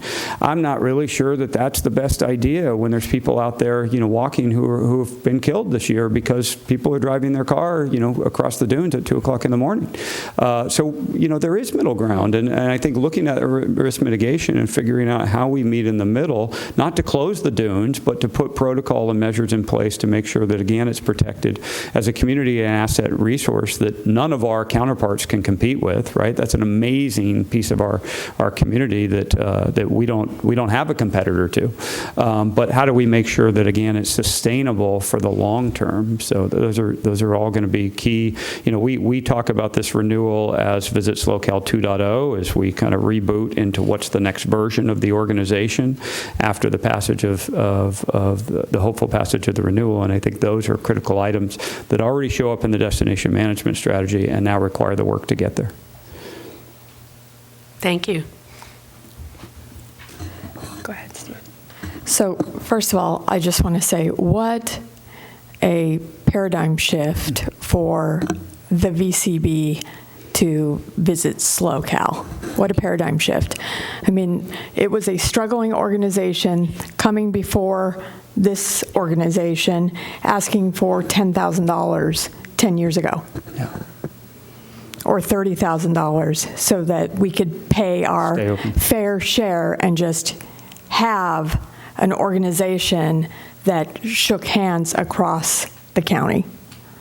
So Chuck, my hat is off to Chuck and his team for what they have done for the industry over the past 5 years, or almost 5 years, right, coming up. And in terms of just the air travel and the impact on air travel and adding flights, I think it's just incredible that we've gone from the organization coming before us saying, well, we're going to create this account, and it's like a debit account. If they don't get the seats on the flight in Morro Bay, we're looking at each other going, how does that help the industry countywide? What a great way that we're operating now in order to see that impact. It's forward thinking, it's creative, it's sustainable, and I do see a point with just 350,000 residents in our county that we will experience, tourism fatigue. Yes. And we see tourism fatigue in our own community sometimes, specifically in the high months, July 4th. I mean, I hear it from my own family, oh man, Mom, I wanted to be here for dinner, but it took me 35 minutes to get from the Rock to the house. Yeah. Yeah, I was surfing, I promise, and I'm hoping they're not texting me while they're driving, right? But, there are impacts that I see over the next 10 years if this goes through, and I'm wondering how, I know that there's a sustainability plan, but I'm wondering how the organization is going to help address tourism fatigue within the communities, because each community is going to have an individual fatigue point. Do you have some information on that? I do. I think it's a really great question. When we did the research and analysis around the destination management strategy, there were 3 communities that rated pretty high on tourism fatigue. And again, it was during certain times of the year. Morro Bay actually wasn't one of them. But again, when you talk about weekends like 4th of July, Pismo Beach wasn't one of them too. And those residents will tell you on 4th of July, it's a bit crazy. The 3 communities that really stuck out were Cambria, Avila Beach, based on one road in and one road out, right, and Oceano. And so we believe that, that what you're bringing up is going to be a major issue. When you talk about, let's take Big Sur. You go back 15 years ago, and, Big Sur was a great destination. Now the residents there hate tourism. They hate it because it has overrun their city, right? And they don't want that there anymore. We don't want that to be the case. This plan was built on how do we proactively manage the destination for the next 20 and 30 years to become what we want to be and not by happenstance allow something to happen to us. So one of the greatest advancements that we believe that needs to occur over these next several years, and I wish I was smart enough to figure this out, but I'm not, because I probably wouldn't be standing in front of you. I'd be, I'd be doing something else. But I love what I do. So from a technology standpoint, it's going to be the ability to notify a customer, to geofence and notify a customer in market that the destination that they are traveling to is overpopulated at that time, and to consider a different opportunity. So I would tell you that there's times where Morro Bay wants more customers, and there's time where Morro Bay doesn't want more customers. And there's times where SLO wants more customers, and there's times where they don't want more customers. And so we believe with a county of 3,600 miles, even when you're at capacity, there's destinations in the county who would love those customers to come over there, right? And so how do we begin to telegraph for that customer in the market from a geofenced technology standpoint? When you enter inside of a radius that is going to take you 35 miles to move a mile and a half from the Rock to your house, how are we making sure that we're telling the customers, don't travel that path, don't take that road? The technology exists. We see it even in our own personal use of Waze, right, as a geo system. And so Waze will tell us, hey, you're traveling down this path. That route now is overcapacitated. You need to take this route. But how do we begin to surface that information in front of a customer from a tourism standpoint? How do we tell them, hey, this is what's happening? How do we, I don't want to, this meeting's televised, so I don't want to get too much into this, but how do we begin to do that in our competitive destinations? How do we begin to serve up in Santa Barbara, hey, they're too full, why don't you, move up the street and come over here? All of that technology, if you're not aware, exists. I will tell you, our one of the things that I'm so proud of, and again, we are a data-based organization. All of our advertising, 95% of our advertising is digital. Every digital ad, every native story, every placement that we make is pixeled. So on the back of that advertising, there's a stamp on it through our partners at Arrivalist. That stamp then attaches itself to your Google profile, and it crosses all of your devices. So if you see our ad on your phone, it then attaches itself to your phone, your tablet, your laptop, your desktop, all of your devices. It then tracks your habits and allows us to understand understand, for the ads that we continue to serve you, what ads are you responding to? Are you responding to a beach ad, a wine ad, an event ad? What are you responding to? It then allows us, it notifies us when you show up in the destination, right? So when it notifies us that you show up in the destination, we can see from our original point of entry with you to when you showed up, how long that took, what you responded to, what market you were coming from. I can tell you that for Seattle, it's about 64 days from my initial touch point to you in order to get you into market. So what does that tell us? That tells us if we're not going to advertise after June 15th, because the market's going to be at capacity, that we need to cut our advertising off in Seattle 65 days before that, because the run rate for that customer is 64 days, right, on average. So here's the great thing.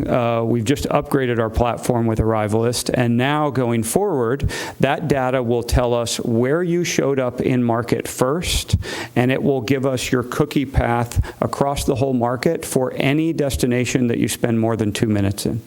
So we will be able to tell you, when you fly into St. Louis Obispo Airport, we will be able to tell you how many of those customers come to the city of Morro Bay. When they come to the city of Morro Bay, what's the radius of where they're at and what are they doing? And then where are they going before or after Morro Bay, so that you know how customers are moving through your market.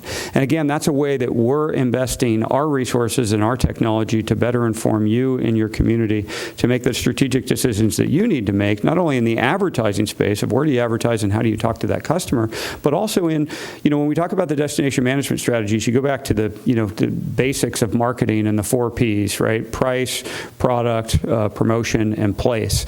And so much of our work in that space is done in 3 of those 4 Ps, place, product, and promotion. And so when we talk about those customers moving through, we're in a better position to inform you, how do you create a better sense of place? What are the products that you might be missing in order to make sure that you're capturing those customers for a longer length of stay and more spend? And then how do you go about promoting that to make sure that that's occurring? So the ability to, tell those customers where to move and how to move is going to be critically important over these next couple of years. There's a couple technology companies in the hospitality space that are working hard on that. How far they are to figuring it out, we're not sure, but I will tell you that even when we stood in front of you, Joan, as the chair of this organization 5 years ago to move this forward, the technology space then is completely different now, right? So it's not far away of the ability to do that. And even this story that I just told you about Arrivalist and its ability to follow you is, it's scary from a personal standpoint, but I'll tell you, we love it from a marketing standpoint. So, well, thank you for that, because I am concerned about tourism fatigue. I think we all are. We need the support of the residents in our community in order to have a successful economy base, and our economy base here is tourism. And because that's such a strong economic driver, it is the main economic driver in our community, we need to strike a balance where we can have a healthy community and have all of the services that we need, but and provide a customer base for the tourism industry, but also not overwhelm our tiny town of 10,000 residents and 1 downtown streetlight. So it's a balance that we have to continually look at. And that's why, again, that filter for the destination management strategy is, does it improve and protect the resident quality of life first? Because if it doesn't, we're just going to create additional problems for the industry that we don't want to deal with. And when we talk about the economics, tourism now makes up 9.7% of the countywide GDP. Wow. Okay. 9.7%. The statewide average for tourism, 2.5%. So it tells you how heavily reliant this county is, and Morro Bay, even I would suggest, is probably even higher than that, right? Yeah. But that's what's at risk without the approval of moving the district forward, is we don't have the ability to continue to maintain that. So one question I had for you regarding that is, you showed a slide that showed, and I'm paraphrasing you. I'm sorry. You said a lot of things, so I'm just paraphrasing. You showed a slide that said that dollars per room reduces as the room count goes up. Yeah. And that there's a 20% increase in rooms scheduled over the next 3.5 to 5 years, depending on how construction goes. Yeah. Wouldn't it make sense that the dollars per room would also increase, because you're having increased revenue? We know, right, or I'm assuming that it still holds true, you can tell me whether it's true or not, that new product increases increases demand and drive to the destination. Yeah. So in the perfect world, that is absolutely the case, and I do believe that somewhere, I'm not a prognosticator, but somewhere probably 4, 5, 6 years down the road, that will absolutely be the case. The challenge that we have right now, and you saw it in that forecast I shared, occupancy is going to be down and RevPAR is going to be down. That means TOT is going to be down, which means our budget's actually going to shrink over these next couple of years, even with more rooms, because of the volatility of the market. So as the market slows down and we have less travelers without additional, what we are trying to do is offset exactly what you were saying. We're trying to make sure that that forecast in 2020 of a decrease in 3.5% in occupancy and 1.7% in RevPAR actually never happens. How do we level that out? How do we get that occupancy down only 1 point and RevPAR flat? How do we protect that? So if we were having this conversation 5 years ago, I think you would be spot on, because we have seen 10 years of growth in the tourism industry. Never before in the history of tourism tracking, they started tourism tracking in the United States in 1925. Never before in the history of tourism have you had a 10-year growth without a blip, right? We have, but just in these last couple of months, you see it in your TOT report, we see it in the occupancy in the RevPAR report, you're starting to see fatigue, you're starting to see the market slow down. And so because of that, the number is actually going to shrink. Well, thank you very much. I just want to say thank you for the great job you're doing, and I appreciate your presentation here today. I think you've gone into a lot of detail, more than we can swallow. Yeah, we're about 30 minutes over right now, just so you know. So if you guys have more questions for Chuck, I think we should be really poignant on those and then open up to public comment and finish up so that we don't go too far over. I got something. Yeah, great presentation, Chuck. Thank you for everything you're doing. Obviously, Visit SoCal provides a very important service. I sit on board for other tourism bureaus or BIAs, every acronym you can think of. Today I sit here, representing Morro Bay with their Tbut. I also see a lot of operating statements from different properties in different counties, some of the ones you mentioned. I don't live in Morro Bay. So I do appreciate how hard it is to do business here in this fragile ecosystem, is a word that you used. It's hard to find entry-level employees. Workforce housing is almost non-existent. Cost of our water is going through the roof. There's a lot of issues, and my concern is, I guess, the process getting here. We obviously support you and your organization and what you do. The timing right now for Morro Bay, adding more expense to our guests, is not good. If I had my choice, if we had more of a say in this matter, other than the 25 phone calls and 40 emails I've gotten in the last 3 days on this matter, we would extend and probably not have a 50% increase, because I think that's what would be better specifically for Morro Bay. If I was in San Luis Obispo or if I was in Paso Robles, it would be different. But for Morro Bay, there are some specific challenges in doing business right now. So I guess my criticism is I would have liked to see us be involved more on the ground level, rather than just saying it's an up or down vote, yes or no, or you're going to go away and the whole market's going to crash. I would have liked to see us as a group have more input on saying 1 versus 1.5, 5 versus 10 years. It sounds like that ship has already sailed, as you said. So obviously, I think we're going to be in support of this. But for Morro Bay, it's going to be a challenge to have that additional expense. But yeah, I appreciate that, Steve. I think it's an important conversation. I'll apologize to you for not reaching out to you sooner. We did work directly with your general managers in informing that decision, or at least gathering information from them along the way. And sometimes it's unclear to us, where the hierarchy is in the decision making. So I will own that in your properties. Specifically, I think one of the things that we're talking about. And this has come up through other conversation, is, hey, if Morro Bay gives up this 0.5%, Red and I were talking before the meeting about revenue generation for the community. And so if we give up this 0.5%, we're taking that 0.5% off the table here when we could be using it for something else. So we're taking a tool out of our toolbox and we're giving it away. And what we're saying is, yes, you are in fact taking a tool out of your toolbox, and that needs to be clear. But that tool that you're taking out of your toolbox toolbox is going to allow us to build a hardware store that's going to give you access to every tool that you need in order to generate more revenue. And so I do see the scenario of, hey, this is always problematic when we talk about the input of the guests. We do know that our guests traveling here are coming from markets and visiting other markets where the tax and assessment rate is not only much higher, but again, they're dealing with markets where, they have things like resort fees and parking fees that we don't have. So we don't see it in the research. So let me be clear on this too. There is no research today across the United States that shows that guests make decisions on taxes and assessments. What we do know is that guests make decisions to return based on taxes and assessments. If you were to go to San Francisco today, and let's just for simple math say you were lucky enough to get a room at $100, you would then pay, a 20% assessment and tax, and then you would pay an $80 parking fee, kid you not, right? And then you would pay a $40 resort fee, and all of a sudden your $100 room turned into, $230, right? $240. And you're like, wait a second, next time I'm staying in Oakland and I'll just take the BART over. I'm not going to do that. And so we do believe that there is risk long-term if we don't make sure we stay in front of that. But again, even with the increase, we're going to be below the state average. We're going to be below our competitive set. And our goal is obviously based on our 40-to-1 ROI to put that money to work for you as our lodging investor to make sure that your rooms are full and you are getting the help you need. And we are wading into that space, to your point, of workforce housing and talent development, and how do we make sure that we're creating a pipeline for you to be successful.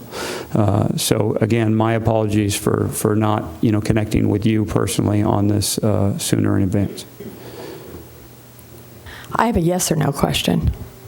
Do you know if the state of California, the California Travel and Tourism Assessment, about 25% of the hotels here in Morro Bay fall into the category where they have to pay into that additional assessment, which is a 0.25, I believe. It's 19 cents per night. I'm sorry, excuse me? 19 cents per night. Right. And so do you know if they have any plans to try and increase that assessment as well, or spread it across the board? They do not. They do not. It's out for referendum. The ballot will be launched in November and will close in December. There is no increase. There's no increase. Okay. So I wondered about that because that has a direct impact. And that actually takes some of our Morro Bay motel rooms up even further and closer to that 14.9% average statewide that you mentioned. So, Which again will increase this year with the ballot initiatives for TOT across the state of California. That number will move up above 15. As all those communities increase their TOT, the average becomes higher for the state. One thing I do think you're in a great position, SLOCAL is that I feel like these dollars going to SLOCAL are so close. There's only so many areas of our county that have tourism type, well, we all have tourism business, but small. I think of Los Angeles County, where you're paying a part of that and you have a little hotel in Redondo Beach. The direct impact from that, to me, seems more minimal than what we have here. Right. That's why I'm more in support of if we had to balance between spending it ourselves and SLOCAL, I think it's a good balance. I'd like to open the floor to public comment. thank you, Chuck. Thank you, Chuck. Seeing none, I'm going to bring it back to our board. And we really have an opportunity here. And I've got to say that 5 years ago, I sat as the chair of Visit SLO before it was Visit SLO. And one of the things that I've worked hard is to get sustainable funding. And not having to go back to the well every year was my biggest challenge 5 years ago, and being able to get that passed was fantastic. For us to have an opportunity for 10 years of non-restricted funding for Visit SLO Cal, I think is fantastic. So I'm going to entertain a motion.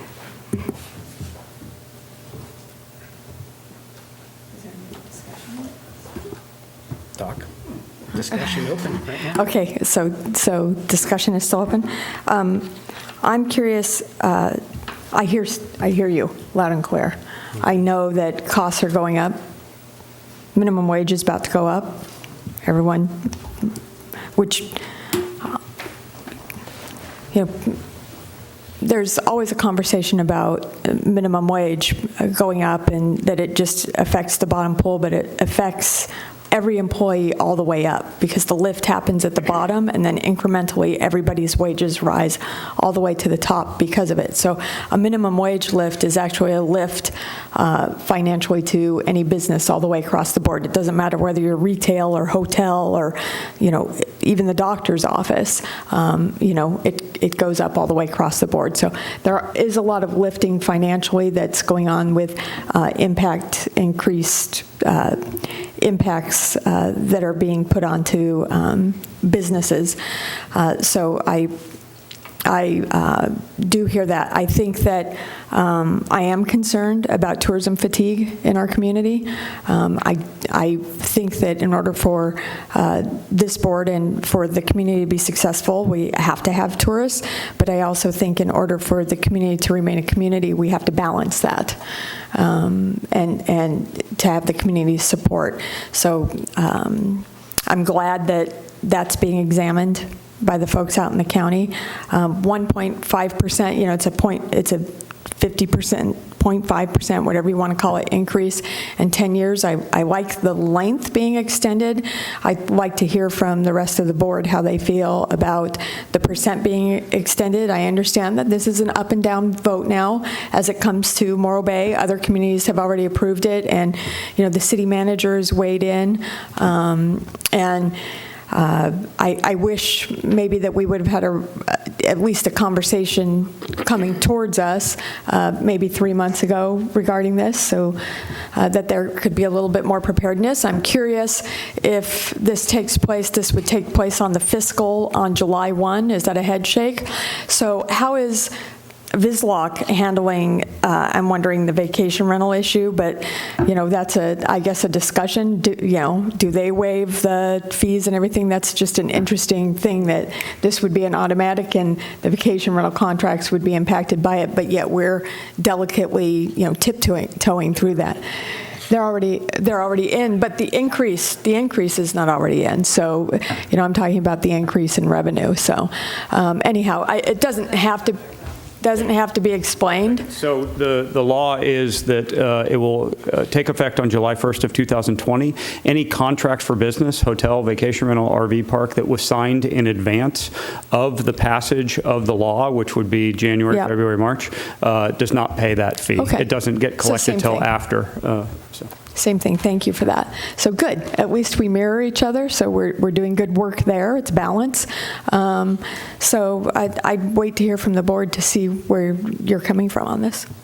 And don't get me wrong, he's preaching in the choir. I firmly believe in everything you're doing here. It's just specific for Morro Bay. Put yourself in the shoes of a vacation rental owner that's going to get an additional 3% assessment, now a 3.5% assessment.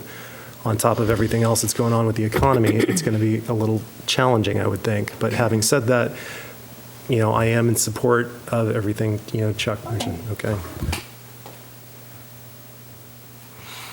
Further discussion? What do you think? I make a motion that we approve Visit Slow. I can. Let me put my glasses on. I move that we approve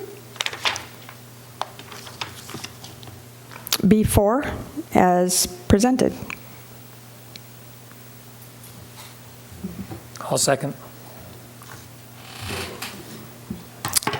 Any further comment? Seeing none, I'm going to pull this vote together. All in favor? Aye. Aye. Any opposed? Looking good. Thank you, Chuck. Going for 10 years. I love it. Good luck, Chuck. Okay, now I'd like to open the floor for any declaration of future agenda items that you'd like to see. I have one, and I've been bombarded with folks that are complaining about the public bathrooms not being maintained or being closed and locked, being clogged, not having access to maintenance. And I've heard it from my guests and heard it from some locals, so I'm just bringing that up. Not sure what we, as the Tbut board, can do, but maybe we can make a recommendation that they're maintained longer, better, maybe constructed in the future better. We had some vandalism happen, which is always sad, but that's my only agenda item I'd like to see for next month. And I have an agenda item. I'd like to ask Jennifer and her crew to maybe come up with some marketing ideas directly to the Central Valley, or to say why they feel that's not a good use of funds. I'd like to have, if you could spend a little time putting that together. My gut tells me is that perhaps we just, like you said, it's generational, they've been coming, but we may be taking that market for granted. Last time I drove through Fresno, it blew me away that the population on the sign said nearly 600,000 people in Fresno alone, and we are the perfect destination for them, and I just would hate to think that there are those there that maybe do not know about us. We So- actually do, we promote heavily into the valley, but it's through social, Well, it's all if you of our put a little social page. something so- together on that for Okay. us, it'd be neat Sure. to see, because I think there's less competition. I'd like to see the proof of my unverified gut feeling saying that there's probably not a lot of competition going after those visitors. The only thing that I'd like to say is that I asked for a few agenda items last time, based on board comments and what the board was interested in seeing. So I just wanted to make sure that we're being cognizant of things that are already on the agenda or already in there. One of the items that we need to still finish up is the review of the TOT report, but we were waiting to adjust that TOT report to see what was going to happen with vacation rentals, because we can do some specific things now with vacation rentals, so that'll probably be coming back to us in the future. I just want to make sure we don't clog up with too much stuff. That's all. Thank you all. I'm going to call this meeting adjourned at 11:20. Have a great afternoon.